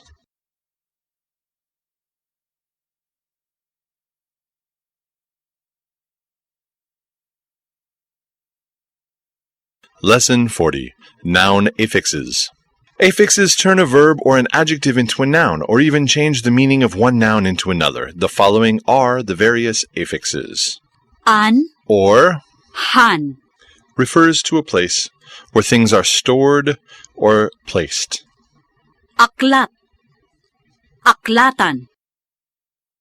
Kahoy, kahuyan. Bahay, bahayan. Baboy, babuyan. Refers to a season. Ani, anihan. Pasok, pasukan. Tanim, taniman. Refers to an article or instrument. Inom, inuman. Sulat, sulatan. Luto, lutoan. Sakay, sasakyan. Refers to a miniature version. Bahay, bahay-bahayan. Baro, baru-baruan. Refers to an imitator or copycat. Ina, ina-inahan. Hari, hari-harian. Pari, pari-parian. Ka, Plus an, or ka, han, refers to an idea or concept. Buti, kabutihan. Buhay, kabuhayan. Ligaya, kaligayahan. Refers to a group. Bahay, kabahayan. Bukid, kabukiran. Tagalog, katagalugan. Bata, kabataan. Tanda, katandaan. Mag, Refers to a relationship. ina. Mag-ina. Ama, mag-ama. Asawa, mag-asawa. Kapatid, magkapatid. Refers to a work or profession. Bigas, magbibigas. Saka, magsasaka. Mang, Or man. refers to a work or profession. Gamot, manggagamot. Langoy, manlalangoy. Dagat, mandaragat. Digma, mandirigma. Laro, manlalaro. Pag, Creates gerunds or verbal nouns when affix replaces umalis, pag-alis. Lumakad, paglakad. Umibig, pag-ibig. creates gerunds or verbal nouns when the affix replaces Mag, maglaro, paglalaro. Magsulat, pagsusulat. Magtanim, pagtatanim. creates gerunds or verbal nouns when affix replaces In, hin. Basahin, pagbasa. Tawagin, pagtawag. Sang, san, sam. means the whole of. Pulo, sangkapuluan. Langit, sangkalangitan. Means one. Gabi, sanggabi. Buwan, sambuwan. Taon, santaon. Tag, Refers to season or time of. araw, tag-araw.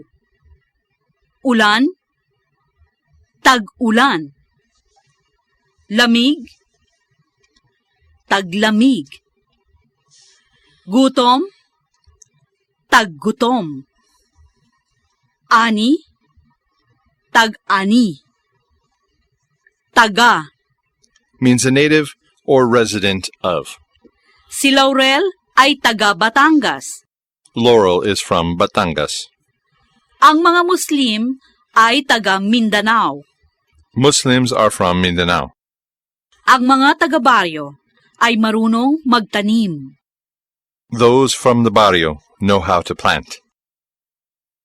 Refers to one who frequently acts out the route.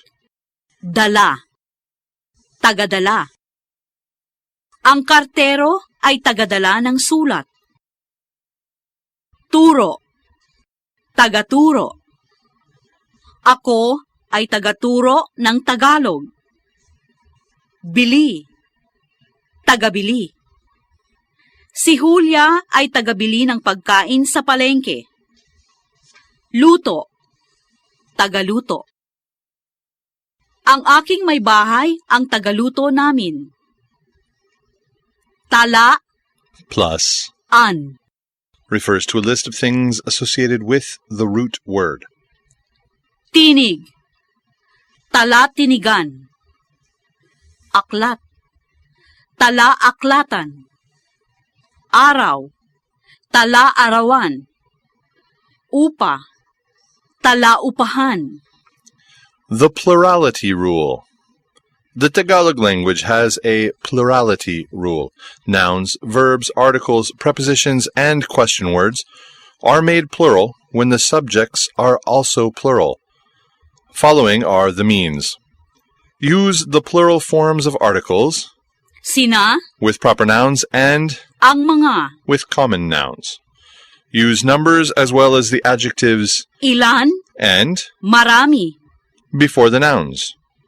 10 tao ang umalis. 10 men left. Ilang tao ang umalis? A few men left. Maraming tao ang umalis. Many men left. Use the formula for creating plural adjectives Ma, plus the repeated first syllable plus the root. magagandang dalaga ang aming panauhin. Our visitors are pretty ladies. Mababait na bata ang inyong mga anak. Your children are good. Bahay na malalaki ang nakita namin. We saw big houses. Duplicate the root word. Pumaroon kami sa mga bahay-bahay sa Lingayen. We went from house to house in Lingayen. Bumili kami ng mga bagay-bagay para sa kusina.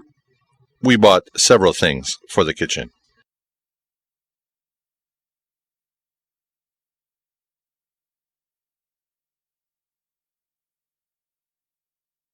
Lesson 41. Formation of Adjectives. There are 5 affixes which may be used to turn a root word into an adjective. These are Ma, means having the quality expressed by the root. ganda, maganda. Bait, mabait. Tamis, matamis. Dunong, marunong. Means having many or much of the feature expressed by the root. Bulaklak, mabulaklak. Tao, matao. Bigas, mabigas. Bunga, mabunga. Ka, Refers to a reciprocal relationship. balat, kabalat. Sama, kasama. Kay, An exclamation referring to the trait of the root word. kay. Literally translates to how. Ganda, kay ganda. Aga, kay aga. Buti, kay buti. Maka, Means in favor of someone over another or inclined to believe in someone or something. Rizal, makarizal. Bago, makabago. Luma, makaluma. Pang, pan, Or pam. refers to specific use as expressed by the root. Umaga, pang umaga. Bayad, pambayad. Sala, pansala. Kayod, pangkayod. Walis, pangwalis. Hila, panghila. Tulog, pantulog. Lakad, panlakad. Pasok, pampasok. Ang sapatos na pambahay ay sira na. The shoes for use in the house are already worn out. Ang klasiko ay pang-umaga. My class is in the morning. I have a morning class. Ang perang ito ay pambayad sa utang. This money is for payment of debts. Ang plumang pansulat ay nawala. The pen for writing was lost. Ang barong pang-ospital ay puti. The hospital dress is white. Mapag, And pala. the prefixes Mapag, and, pala. when attached to a root, describe the habitual and frequent action of the doer as expressed by the root word. Tawa, becomes palatawa, or mapagtawa. laughs frequently. Ayaw ang binata sa dalagang palatawa o mapagtawa. The young man does not like a girl who laughs frequently. Aral, Becomes palaaral, or mapag-aral. studies frequently. Ang batang palaaral o mapag-aral ay magiging marunong. A child who studies habitually becomes learned. Inom, Becomes palainom, or mapag-inom. drinks frequently. Ang matataba ay palainom o mapag-inom ng tubig. Fat people are fond of drinking water. Isip, Becomes palaisip, or mapag-isip. deep in thought. Madaling tumanda ang mga taong palaisip o mapag-isip. Deep thinkers get old faster. Mahal, Becomes mapagmahal. loving or affectionate. Gusto ni Claudette ang mapagmahal na si Pepeng. Claudette likes the affectionate Pepeng.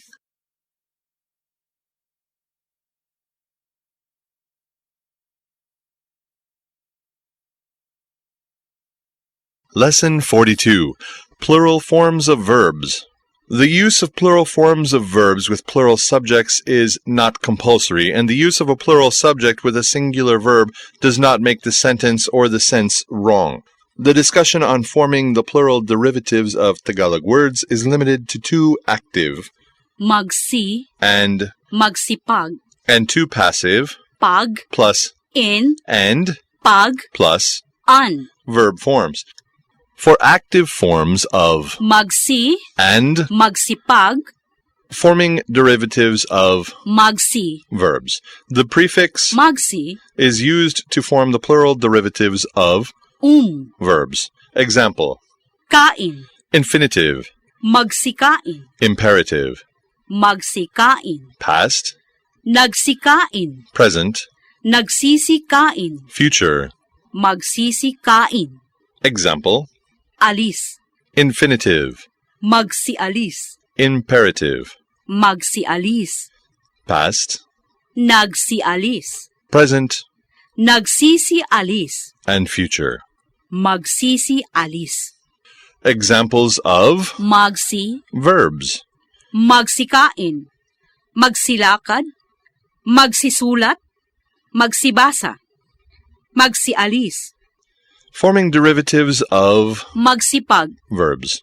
The prefix magsipag, is used to form the plural derivatives of verbs. Example: lakad, infinitive, magsipaglakad, imperative, magsipaglakad, past, nagsipaglakad, present, nagsisipaglakad, future.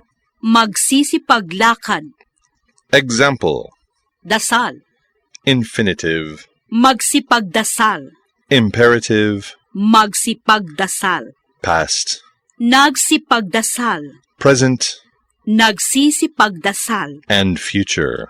magsisipagdasal, Examples of magsipag, verbs: magsipaglakad, magsipagdasal, magsipagbait, magsipagpasyal, magsipag-aral, magsipag-akyat. Some sample sentences are: Nagsisibasa ba kayo ng Biblia? Do you read the Bible? Magsilakad na kayo sa paaralan. You all go now to school. Nagsisikain na ang mga bata ng hapunan. The children are eating their supper already. Nagsisipag-aral ng mabuti ang aking mga anak. My children study well. Nagsisipagdasal ang mga babae sa simbahan. The women pray in church. For passive forms of Pag, plus in, and pag, plus, an, forming derivatives of pag, plus in, verbs. The prefix pag, plus in, is used to form the plural derivatives of a passive in, verb. Example: luto, infinitive, paglutuin, imperative, paglutuin, past, pinagluto, present, pinagluluto, future. paglulutuin, Example: sulat, Infinitive. pagsulatin, Imperative. pagsulatin, Past. pinagsulat, Present. pinagsusulat, Future. pagsusulatin, Examples of pag, plus in, verbs. paglutuin, pagsulatin, pag-alisin, paglinisin, pagbasahin. Note that in conversational language, the repetition of the first syllable in all forms and tenses of Pag, plus in, or pag, plus an, verbs are allowed. Infinitive and imperative, paglutuin, paglulutuin, past, pinagluto, pinagluluto, present, pinagluluto, pinaglululuto, future, paglulutuin, paglululutuin, forming derivatives of pag, plus an, verbs. The prefix pag, plus an, is used to form the plural derivatives of a passive an, verb. Example, hugas, infinitive, paghuhugasan, imperative, paghuhugasan, past, pinaghuhugasan, present, pinaghuhugasan, future. paghuhugasan, Example, bukas, infinitive, pagbubuksan, imperative, pagbubuksan, past, pinagbubuksan, present, pinagbububuksan, future. pagbububuksan, Examples of pag, plus an, verbs. paghuhugasan, pag-aayusan, pagpipintahan, pagbibihisan, Many an, verbs are derived from irregular verb roots. Usually, the second vowel of the root is dropped. In others, the second syllable is deleted. Samples are bukas, pagbubuksan, laba, paglalabhan, lagay, paglalagyan. sample sentences. Paghuhugasan na ninyo ang mga pinggan.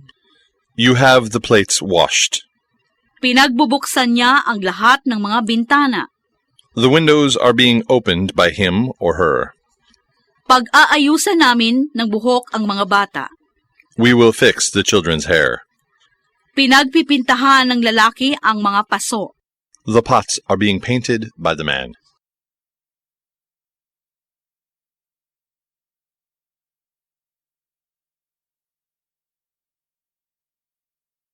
Lesson 43, Contractions. The economical use of words in speech or writing, or brevity, matters.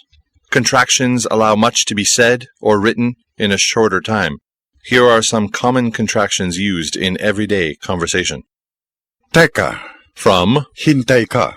wait, Teka sandali, kakain muna ako. wait a moment, I will just eat. Dali ka, From magmadali ka. be quick, Dali ka, mahuhuli tayo. be quick, we will be late. Tena, From tayo na. let's go, Tena, huli na tayo. let's go, we're already late. Tamo, From nakita mo? you see or see, Tamo, bagay sa'yo yan? you see, it suits you. Hamo, From hayaan mo. let her or him or it be, Hamo siya. Ayaw siyang makinig. let him be, he does not like to listen. Hamo, makakalimutan mo rin yan. Let it be, you will soon forget it.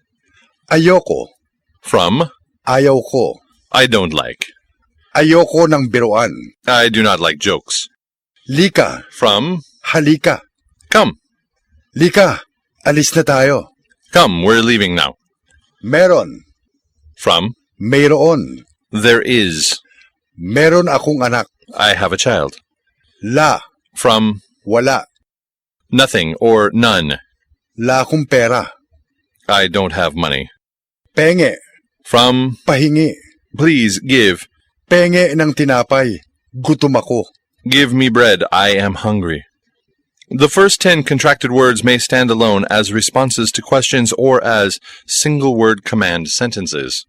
Di, From, hindi. not, or right. Di siya sasama. He or she is not coming along. Akin yan, di ba? That is mine, isn't it? No. From, Ano? right.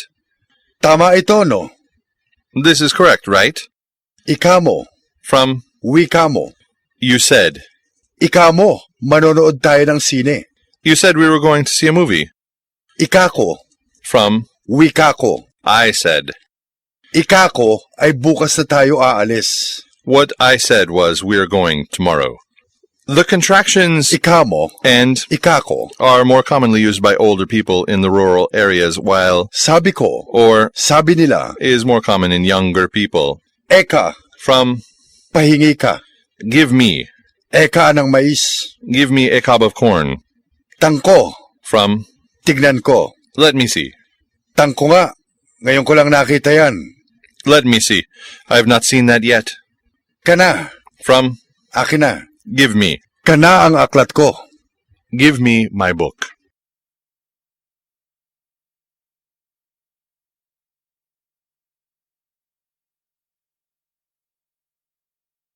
Lesson 44.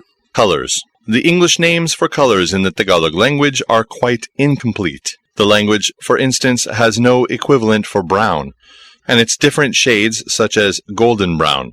What is commonly used for golden brown is Pula. or red. Prituhin mo ang isda hanggang pumula. Fry the fish until it turns golden brown. However, the Tagalogs use, Kayumanggi. when referring to the color of the Filipino race and their skin color, which is sometimes called, Morena. descriptive words are used instead to indicate the brownness of a thing or object, like Kulay kape. or Kulay tsokolate. basic colors. The Tagalog term for black is, Itim. and that for white is, Puti. while the terms for the primary and secondary colors are red, Pula. green, Berde. or Luntian. blue, Azul. or Bughaw. violet, Ube. yellow, Dilaw. orange. Kulay kahel.